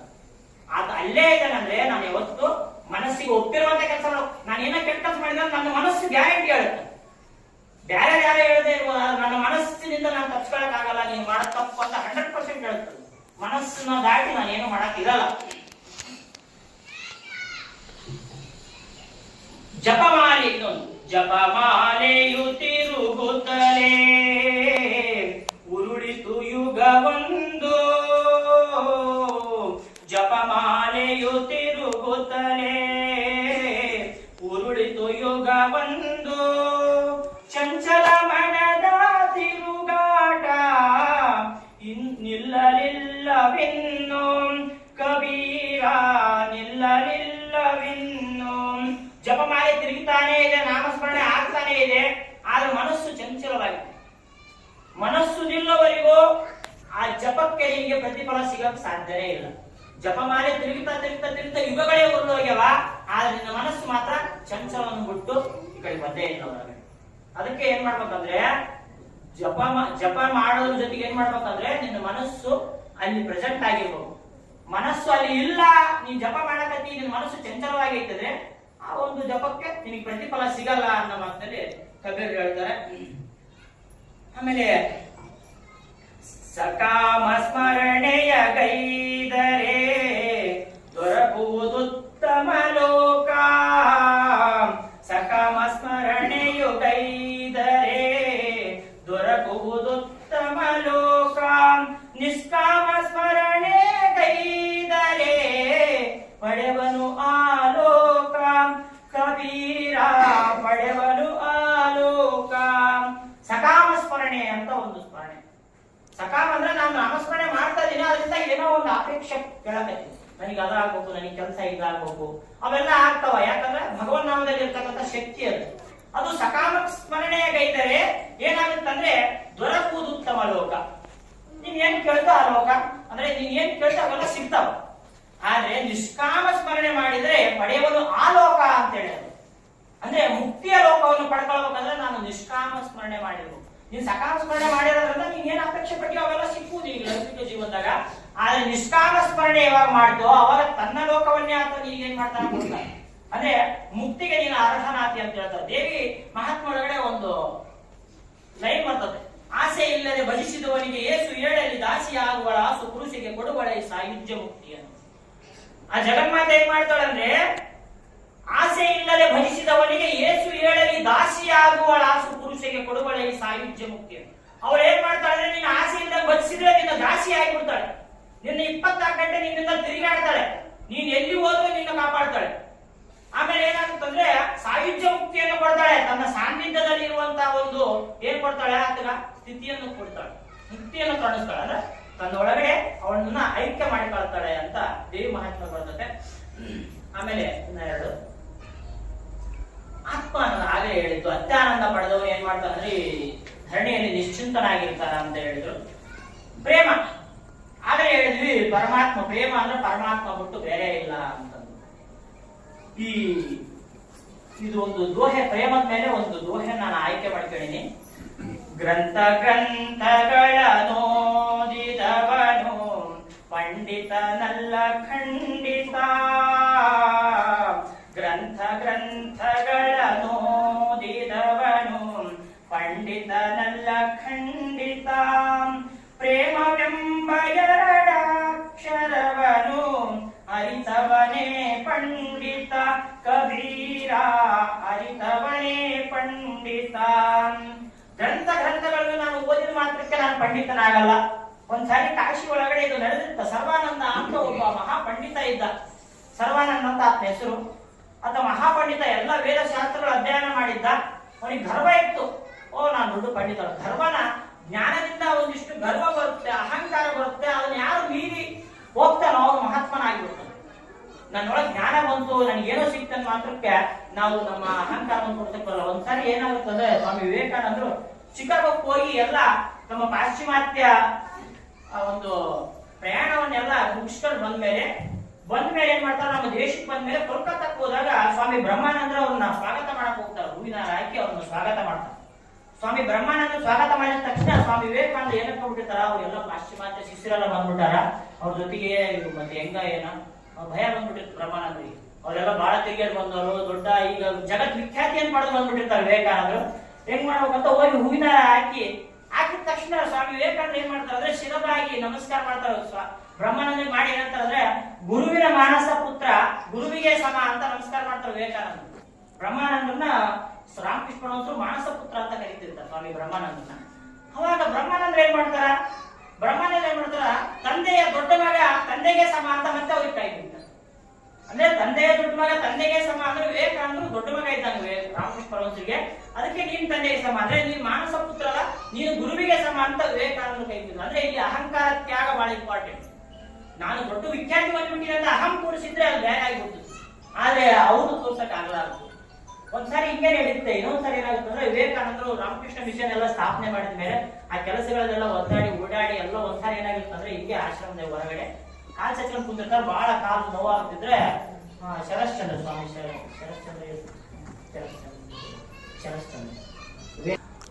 ಅವರು ಬಂದ್ ಏನ್ ಮಾಡ್ತಾರೆ, ಅವ್ರು ಕರೀತಾರೆ ಸ್ವಲ್ಪ ಕಾಲು ಹೊತ್ತು ಕಾಲೆಲ್ಲ ಒತ್ತಿರ್ತಾರೆ. ಒತ್ತಿದ್ರೆ ಅವ್ರಿಗೆ ಅವ್ರು ಮಾಮೂಲಾಗಿ ನಿಧಾನವಾಗಿ ಒತ್ತಿರೋದ್ರಿಂದ ಅವ್ರಿಗೆ ಇಷ್ಟ ಆಗಲ್ಲ, ಬಹಳ ಮೈದು ಬಿಟ್ಟಿರ್ತಾವ ಕಾಲು. ನೀನು ಹೋಗಿ ಬ್ರಹ್ಮಾನಂದ ಮಹಾರಾಜ ಅಂತಿರ್ತಾರೆ ಅವ್ರಿಗೆ, ಬ್ರಹ್ಮಾನಂದರಿಗೆ ಮಹಾರಾಜ ಕರ್ಕೊಂಡು ಹೋಗುವಂತ. ಅವಾಗ ಮಹಾರಾಜರು ಬರ್ತಾರೆ, ಬ್ರಹ್ಮಾನಂದರು ಬಂದ ನಿಂತ್ಕೊತಾರೆ. ಯಾಕೆ ಕರೆದ್ರಿ ಅಂದ್ರೆ, ಇಲ್ಲ ಇವನ್ನ ಕಾಲು ಒತ್ತಕ್ಕರ್ದೆ ಏನ್ ಸರಿಯಾಗಿ ಒತ್ತಾ ಇಲ್ಲ, ಅದಕ್ಕೆ ನಿಮ್ಮನ್ನ ಕರೆದೆ ಅಂತಾರೆ ವಿವೇಕಾನಂದ. ಅದಕ್ಕೆ ನಿಮ್ಮನ್ನ ಕರೆದೆ ಅಂದ್ರೆ ಅವ್ರು ಒತ್ತಂತ ಹೇಳಿಲ್ಲ, ನಿಮ್ಮನ್ನ ಕರೆದೆ ಅಂದ ತಕ್ಷಣ ಏನ್ ಮಾಡ್ತಾರೆ, ಬ್ರಹ್ಮಾನಂದರು ಬಂದು ಕಾಲೆಲ್ಲ ಬಹಳ ದೇಹ ಸ್ಟ್ರಾಂಗ್ ಆಗಿರ್ತಾರೆ. ಅವರು ಗಟ್ಟಿಯಾಗೆಲ್ಲ ಒತ್ತಿ ಎಲ್ಲ ಮಸಾಜ್ ಮಾಡ್ಬಿಡ್ತಾರೆ ಚೆನ್ನಾಗಿ ಮಾಡಿ ಎಲ್ಲ ಮಾಡಿ ಅವರು ಒಳಗಡೆ ರೂಮಿಗೆ ಹೋಗ್ತಾರ. ಅವ್ರು ರೂಮಿಗೆ ಹೋದ ತಕ್ಷಣ ಈ ಸರಸ್ವನ ಹೊಡೆಯುತ್ತಾನೆ. ಅಲ್ರಿ ನೀವು ರಾಮಕೃಷ್ಣ ಪರಮಹಂಸರ ಮಾನಸ ಪುತ್ರರು, ನೀವು ನಿಮಗೆ ಇಷ್ಟೆಲ್ಲ ಇದೈತಲ್ಲ, ನೀವು ಅವ್ರು ಕಾಲು ಓದ್ತಿದ್ರಲ್ಲ ಅಂತ ಕೇಳಿದ್ರು. ಅವಾಗ ಹೇಳ್ತಾರ ಅವರು, ನೀನೆಲ್ಲ ಅಜ್ಞಾನಿ ಇದ್ದಂಗಲಿ, ನೀನ್ ಯಾವಾಗ ಕೇಳಿಲ್ಲ. ವಿವೇಕಾನಂದ್ರ ಬೇರೆ ಅಲ್ಲ, ಸಾಕ್ಷಾತ್ ಶಿವನ ಸ್ವರೂಪನೇ ಅವರು. ಹಂಗೆಲ್ಲ ಮಾತಾಡಬಾರ್ದು. ಯಾಕಂದ್ರೆ ರಾಮಕೃಷ್ಣ ಪರಮಹಂಸ ಎಷ್ಟೋ ಸಾರಿ ಹೇಳ್ತಾರೆ, ಅವ್ನು ಸಾಕ್ಷಾತ್ ಶಿವನೇ ಆ ರೂಪದೊಳಗೆ ಬಂದಾನ, ನೀನ್ ಹಂಗೆಲ್ಲ ಮಾತಾಡಬಾರ್ದು ಅಂತ ಹೇಳ್ತಾರೆ. ಅಂದ್ರೆ ಅಹಂಕಾರನ ನಾವು ಎಲ್ಲಿ ತೋರ್ಸಕ್ ಬರಲ್ಲ. ವಿದ್ಯೆಗೆ ವಿನಯವೇ ಭೂಷಣ ಅಂತ ಹೇಳಿದಂಗೆ, ನನ್ನೊಳಗೆ ಜ್ಞಾನ ಉಳಿಬೇಕಾಗಿತ್ತಂದ್ರೆ ನನಗೆ ಅಹಂರಹಿತ ಭಾವ ಇರ್ಬೇಕು. ವಿನಯ ಇಲ್ಲಾಂದ್ರೆ ನೀವೇನ್ ಮಾಡಕ್ಕಾಗಲ್ಲ. ನನ್ಗೆ ಎಷ್ಟೇ ಜ್ಞಾನ ಬಂದಿರ್ಬೋದು, ಆದ್ರೆ ಅಲ್ಲಿ ವಿನಯ ಅಂತಕ್ಕಂಥದ್ದು ಬಹಳ ಇಂಪಾರ್ಟೆಂಟ್. ಆ ಶರ್ವಾನಂದಗೆ ಹಂಗೆ ಬಂದಿತ್ತು ಅಹಂಕಾರ, ನಾನೇ ದೊಡ್ಡ ಜ್ಞಾನಿ ಇಲ್ಲಿ ಅನ್ನೋದು. ಸರ್ವ ಶಾಸ್ತ್ರ ಪಾರಂಗತ, ನಾನು ಮಹಾಪಂಡಿತ ಅಂದಾಗ ಅವ್ರ ಅಮ್ಮ ಹೇಳ್ತಾಳೆ, ನೀನ್ ಇಷ್ಟೆಲ್ಲ ಜ್ಞಾನಿ ಜ್ಞಾನಿ ಅಂತ ಏನ್ ಕಬೀರ ಯಾರೋ ಮಹಾಜ್ಞಾನಿ ಅಂತ ಕಾಶಿಯಾಗದನ ಹೋಗಿ ಅವ್ನು ಕೂಡ ವಾದ ಮಾಡಿ ಅವ್ನು ಸ್ವಲ್ಪ ಅವಾಗ ನಾನು ಒಪ್ಪಿಗೆ. ಅವಾಗ ಏನ್ ಮಾಡ್ತಾರೆ ಶರ್ವಾನಂದ್ರು, ಆಯ್ತಂತ ಒಂದು ಬಂಡಿ ತುಂಬಾ ಬುಕ್ಕುಗಳೆಲ್ಲ ಹತ್ಕೊಂಡು ಅವನ್ನೆಲ್ಲ ಹತ್ಕೊಂಡು ಹೋಗಿ ಕಬೀರದಾಸ ಮನೆ ಮುಂದೆ ನಿಂತ್ಕೊಂಡು, ನಾನು ನಿನ್ ಜೊತೆಗೆ ವಾದ ಮಾಡಕ್ ಬಂದೀನಿ, ಇವತ್ತು ವಾದ ಮಾಡಕ್ ಬಂದೀನಿ, ನೀನ್ ನನ್ನ ಶಾಸ್ತ್ರ ಒಳಗಡೆ ಶಾಸ್ತ್ರ ಚರ್ಚೆಯಲ್ಲಿ ನೀನೇನ್ ಮಾಡ್ಬೇಕು, ನನ್ನ ಸೋಲ್ಸ್ಬೇಕಂದ್ರೆ ಆ ಬುಕ್ ನೋಡಿ ಏನಂತಾರೆ ಕಬೀರದಾಸರು, ಅಯ್ಯೋ ನನ್ನ ಜೀವನ ನಾನು ಇಷ್ಟು ಬುಕ್ಕೇನೆ ನೋಡಿಲ್ಲಪ್ಪ, ನಾನು ಸೋಲ್ಸ್ಬಿಟ್ಟೆ ಅಂತ ಒಪ್ಕೊಂಡ್ಬಿಡ್ತಾರೆ. ಒಪ್ಕೊಂಡ್ರೆ ಅವ್ನಿಗೆ ಏನ್ ಮಾಡ್ತಾರೆ, ನೀನ್ ಹಂಗೆಲ್ಲ ಹೇಳಿದ್ರೆ ನಡೆಯಲ್ಲ, ಬರ್ಕೊಡ್ಬೇಕು ನನಗೆ ಅಂತ. ಆಯ್ತು, ನೀನೇನ್ ಬರ್ತಿ ಬರೀ, ನನಗೆ ಬರೆಯಕ್ ಬರಲ್ಲ, ನೀನೇನ್ ಬರ್ತಿ ಬರೀ ಅದ ನಾನು ಸೈ ಮಾಡ್ಕೊಂತ. ಆಯ್ತು, ಅವ್ರು ಏನ್ ಮಾಡ್ತಾರೆ ಅಂದ್ಬಿಟ್ಟೆ, ಶರ್ವಾನಂದ ಕಬೀರರನ್ನು ವಾದದಲ್ಲಿ ಸೋಲಿಸಿದ ಅಂತ ಬರೆದು ಕೆಳಗೆ ಸೈ ಮಾಡಿಸ್ತಾರೆ ಕಬೀರರು. ಹೋಗಿ ಅವ್ರ ಅಮ್ಮಗೆ ತೋರಿಸ್ತಾರೆ. ಅವರಮ್ಮ ಓದ್ತಾಳೆ. ಓದಿದ ತಕ್ಷಣ ಅಲ್ಲೇನಿರ್ತಂದ್ರೆ ಕಬೀರರು ಶರ್ವಾನಂದನನ್ನು ಏನ್ ಮಾಡಿದ್ರು, ಸೋಲಿಸಿದ್ರು ವಾದದಲ್ಲಿ ಅಂತ ಬರುತ್ತೆ ಅದ್ರೊಳಗಡೆ. ಇವ್ರು ನೋಡಿ, ಎಲ್ಲಿ ಬರ್ತದೆ, ಹಿಂಗ್ ಬರ್ದಾರಲ್ಲ, ಇಲ್ಲಿ ಸೈನ್ ಮಾಡ್ಯಾರಂದ್ರೆ ಏನೋ ತಪ್ಪಾಗ್ಬಿಡತ್ತಡಿ, ನಾನು ಏನೋ ಅವಸರದಾಗ ಬರ್ದ್ಬಿಟ್ಟಿದ್ದೆ ಮತ್ತೆ ಓಡೋಗ್ತಾನ. ಓಡೋಗಿ ಮಟ್ಟಾಗಿ ನೋಡ್ರಿ ಹಿಂಗ ಆಗ್ಬಿಟ್ಟತ್ತಿದ್ದು, ನಮ್ಮಮ್ಮ ನೋಡಿದ್ದು ಗೊತ್ತಾಗ್ತು, ದಯವಿಟ್ಟು ಇದು ಬೇರೆ ಬರ್ತೀನಿ, ಈಗ ಮತ್ತೆ ಬೇರೆ ನಾನು ಕೊಡ್ತೀನಿ. ಸೇಮ್ ಅದೇನ್ ಬೇಕಾದ್ರೆ ಬರೀತಾರೆ, ಅಲ್ಲಿ ಸೈನ್ ಮಾಡಿ ಕೊಡ್ತಾರೆ ಕಬೀರು. ಮತ್ತೆ ಹೋಗಿ ನೋಡ್ರೆ ಸೇಮ್ ಹಂಗೆ ಇರ್ಬೇಕು. ಅವಾಗ ಅವ್ರಮ್ಮ ಹೇಳ್ತಾಳೆ, ನೀನ್ ಕಲ್ತಿಯಲ್ಲ, ಇದೇನು ಜ್ಞಾನ ಐತಲ್ಲ, ನೀನ್ ಏನ್ ಮಾಡಿ ಅಂದ್ಬಿಟ್ಟು ಅಹಂಕಾರಕ್ಕಾಗಿ ಮಾಡ್ತೀನಿ ಜ್ಞಾನ. ಆದ್ರೆ ಕಬೀರ ಈ ಜ್ಞಾನವನ್ನು ಗಳಿಸ್ಕೊಳ್ಳಕ್ಕೆ ಏನ್ ಮಾಡಕತ್ತಾನ, ತಾನು ಶರಣಾಗತ ರೆಡಿ ಇದೇನ. ಅಂದ್ರೆ ಶರಣಾಗತಿ ಭಾವ ಇತ್ತಂದ್ರೆ ನಿನಗೆ ಜ್ಞಾನ ಸಂಪಾದನೆಗೆ ಅರ್ಹನ ಆಗ್ತದೆ.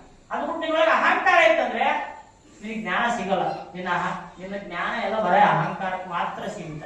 ಕಬೀರರ ಜ್ಞಾನ ಏನೈತಲ್ಲ, ಆ ಜ್ಞಾನ ಅಪರಿಮಿತವಾದ್ದು. ಲಾಸ್ಟಿಗೆ ಕೊನೆಗೆ ಸ್ಪರ್ಶವನ್ನು ಪಡ್ಕೊಂಡು ಬಂದತ್ತೆ ಭೂಮಿ. ಅಂದ್ರೆ ಅದು ಜ್ಞಾನವನ್ನೇ ಹಂಚಿ ಹೋಗ್ಬೇಕಾಗೈತೆ ಪ್ರಪಂಚಕ್ಕೆ. ನೋಡಿ ಏನಾಗುತ್ತೆ ಇಲ್ಲಿ, ಅವರು ಮಹಮ್ಮದೀಯ ಕುಟುಂಬದ ಹುಟ್ಟಿದ್ರು, ಹಿಂದೂ ರಾಮನಾಮವನ್ನು ಸ್ಮರಣೆ ಮಾಡ್ತಿದ್ರು ಅಂದಾಗ ಏನಾಗುತ್ತಂದ್ರೆ, ಅವರು ಲಾಸ್ಟಿಗೆ ಅವರ ದೇಹವನ್ನು ಬಿಟ್ಟಾಗ ಏನಾಗುತ್ತೆ ಗೊತ್ತಾ, ದೇಹವನ್ನು ಯಾವಾಗ ಅವ್ರು ತ್ಯಜಿಸ್ತಾರೋ ಅವಾಗ ಏನಾಗುತ್ತಂದ್ರೆ, ಇವ್ನು ಹೆಂಗ್ ಮಾಡ್ಬೇಕು, ಮಹಮ್ಮದೀಯ ಕುಟುಂಬದೊಳಗಡೆ ಏನ್ ಮಾಡ್ತಾರೆ, ದೇಹವನ್ನು ಬಿಟ್ಟು ಏನ್ ಮಾಡ್ತಾರೆ, ದಫನ್ ಅಂತ ಮಾಡ್ತಾರ. ನಮ್ಮೊಳಗಡೆ ಏನ್ ಮಾಡ್ತಾರೆ ಅಂದ್ಬಿಟ್ರೆ ಅಗ್ನಿ ಸ್ಪರ್ಶ ಮಾಡ್ತಾರೆ, ಅಗ್ನಿ ಸ್ಪರ್ಶಕ್ಕೆ ಒಳಪಡಿಸ್ತೀವಿ. ಅವಾಗ ಏನ್ ಮಾಡ್ಬೇಕು ಅಂತ ಯೋಚನೆ ಮಾಡ್ತಿರ್ಬೇಕಾದ್ರೆ ಬಟ್ಟೆನೆಲ್ಲ ಸುತ್ತಿರ್ತಿರ್ತಾರೆ. ಏನ್ ಮಾಡ್ಬೇಕಂದ್ರೆ, ಇಲ್ಲ ನಾವು ಹಿಂಗ್ ಮಾಡ್ತೀವಿ, ನಮ್ಮಂಗ್ ಮಾಡ್ತೀವಿ ಅಂತ ಹಿಂದೂಗಳು. ಆಮೇಲೆ ಅವ್ರ ಮಹಾದೇವ್ ಇಲ್ಲ, ನಾವು ದಫನ್ ಮಾಡ್ತೀವಿ, ನಾವು ಸುಡ್ತೀವಿ ಅಂತ ಅನ್ಬೇಕಾದ್ರೆ ಒಬ್ರು ಯಾರೋ ಯೋಗಿಗಳು ಬರ್ತಾರ. ನೋಡು, ಈಗ ಕಬೀರ ಏನ್ ಬದುಕ್ಬೇಕೋ ಬದುಕಿ ಜ್ಞಾನವನ್ನು ಎಷ್ಟು ಹಂಚ್ಬೇಕೋ ಹಂಚಿ ಹೋಗ್ಬಿಟ್ಟಾರೆ. ಈಗ ಅಲ್ಲಿ ಬಿದ್ದಿರೋದು ಬರೇ ದೇಹ, ಅದನ್ನ ತಗೊಂಡು ನೀವೇನ್ ಮಾಡಕ್ ಆಗಲ್ಲ. ಅದನ್ನ ಬೇಕಿದ್ರೆ ಯಾರು ಸುಟ್ಟು ಮಾಡಿಬಿಡಲ್ಲ, ನೀವು ಬೇಕಿದ್ರ ದಫನ್ ಮಾಡ್ಕೇಳಿ, ನೀವು ಬೇಕಿದ್ರ ಅಗ್ನಿ ಸ್ಪರ್ಶ ಮಾಡ್ಕೇಳಿ ಅಂತ ಹೇಳ್ತಾರೆ. ಅದನ್ನು ಏನೋ ಹೂ ಅಂತಂದು ಏನ್ ಮಾಡ್ತಾರ, ಆ ಬಟ್ಟೆನೆಲ್ಲ ಆ ಬಾಕ್ಸ್ನೆಲ್ಲ ತೆಗೆದು ನೋಡ್ತಾರ. ಅದ್ರೊಳಗಡೆ ಅವೆಲ್ಲ ಕಬೀರನ ದೇಹನೇ ಅಲ್ಲಿಲ್ಲ. ಏನಾಗಿತ್ತು ಅಂದ್ರೆ ಎಲ್ಲ ಗುಲಾಬಿ ಹೂಗಳಿಂದ ತುಂಬಿಡಿ, ಗುಲಾಬಿ ಹೂ ಆಗಿನೇ ಬಂದಿದ್ದು. ಮತ್ತೆ ಆ ಬಾಕ್ಸ್ ತುಂಬಾ ಅದ್ರ ತುಂಬಾ ಗುಲಾಬಿ ಹೂಗಳೇ ತುಂಬಿದ್ವಂತೆ. ಆ ಗುಲಾಬಿ ಹೂ ಏನ್ ಮಾಡ್ತಾರ, ಒಂದು ಅರ್ಧ ಭಾಗ ಇವ್ರಿಗೆ ಕೊಡ್ತಾರ, ಒಂದು ಅರ್ಧ ಭಾಗ ಅವ್ರಿಗೆ ಕೊಡ್ತಾರ. ಅಂದ್ರೆ ಇಲ್ಲಿ ನಾವು ಅರ್ಥ ಮಾಡ್ಕೊಳ್ಬೇಕು ಏನಂತಂದ್ರೆ, ಅರ್ಧ ಭಾಗ ಅವ್ರಿಗೆ ಕೊಟ್ಟರೆ ಜ್ಞಾನವನ್ನು ಹಂಚಿದ್ರು ಅಂತ ಅರ್ಥ. ಯಾಕಂದ್ರೆ ಹೂ ಜ್ಞಾನ ಪ್ರತೀಕ ಆಗಿತ್ತು. ಅರ್ಧ ಭಾಗ ಇವ್ರಿಗೆ ಕೊಟ್ಟರೆ ಜ್ಞಾನವನ್ನೇ ಹಂಚಿಬೋದ, ಅಲ್ಲಿ ಏನು ಉಳಿದಿಲ್ಲ ಕಬೀರ ಅನ್ನೋನು ಎಲ್ಲರ ಮನಸ್ಸೊಳಗಡೆ ಏನಾಯ್ತು, ಜ್ಞಾನ ರೂಪದಲ್ಲೇ ಉಳ್ಕೊಂಡು ಬಿಟ್ಟ ಅಂತ ಹೇಳ್ತಾ ಈ ಒಂದು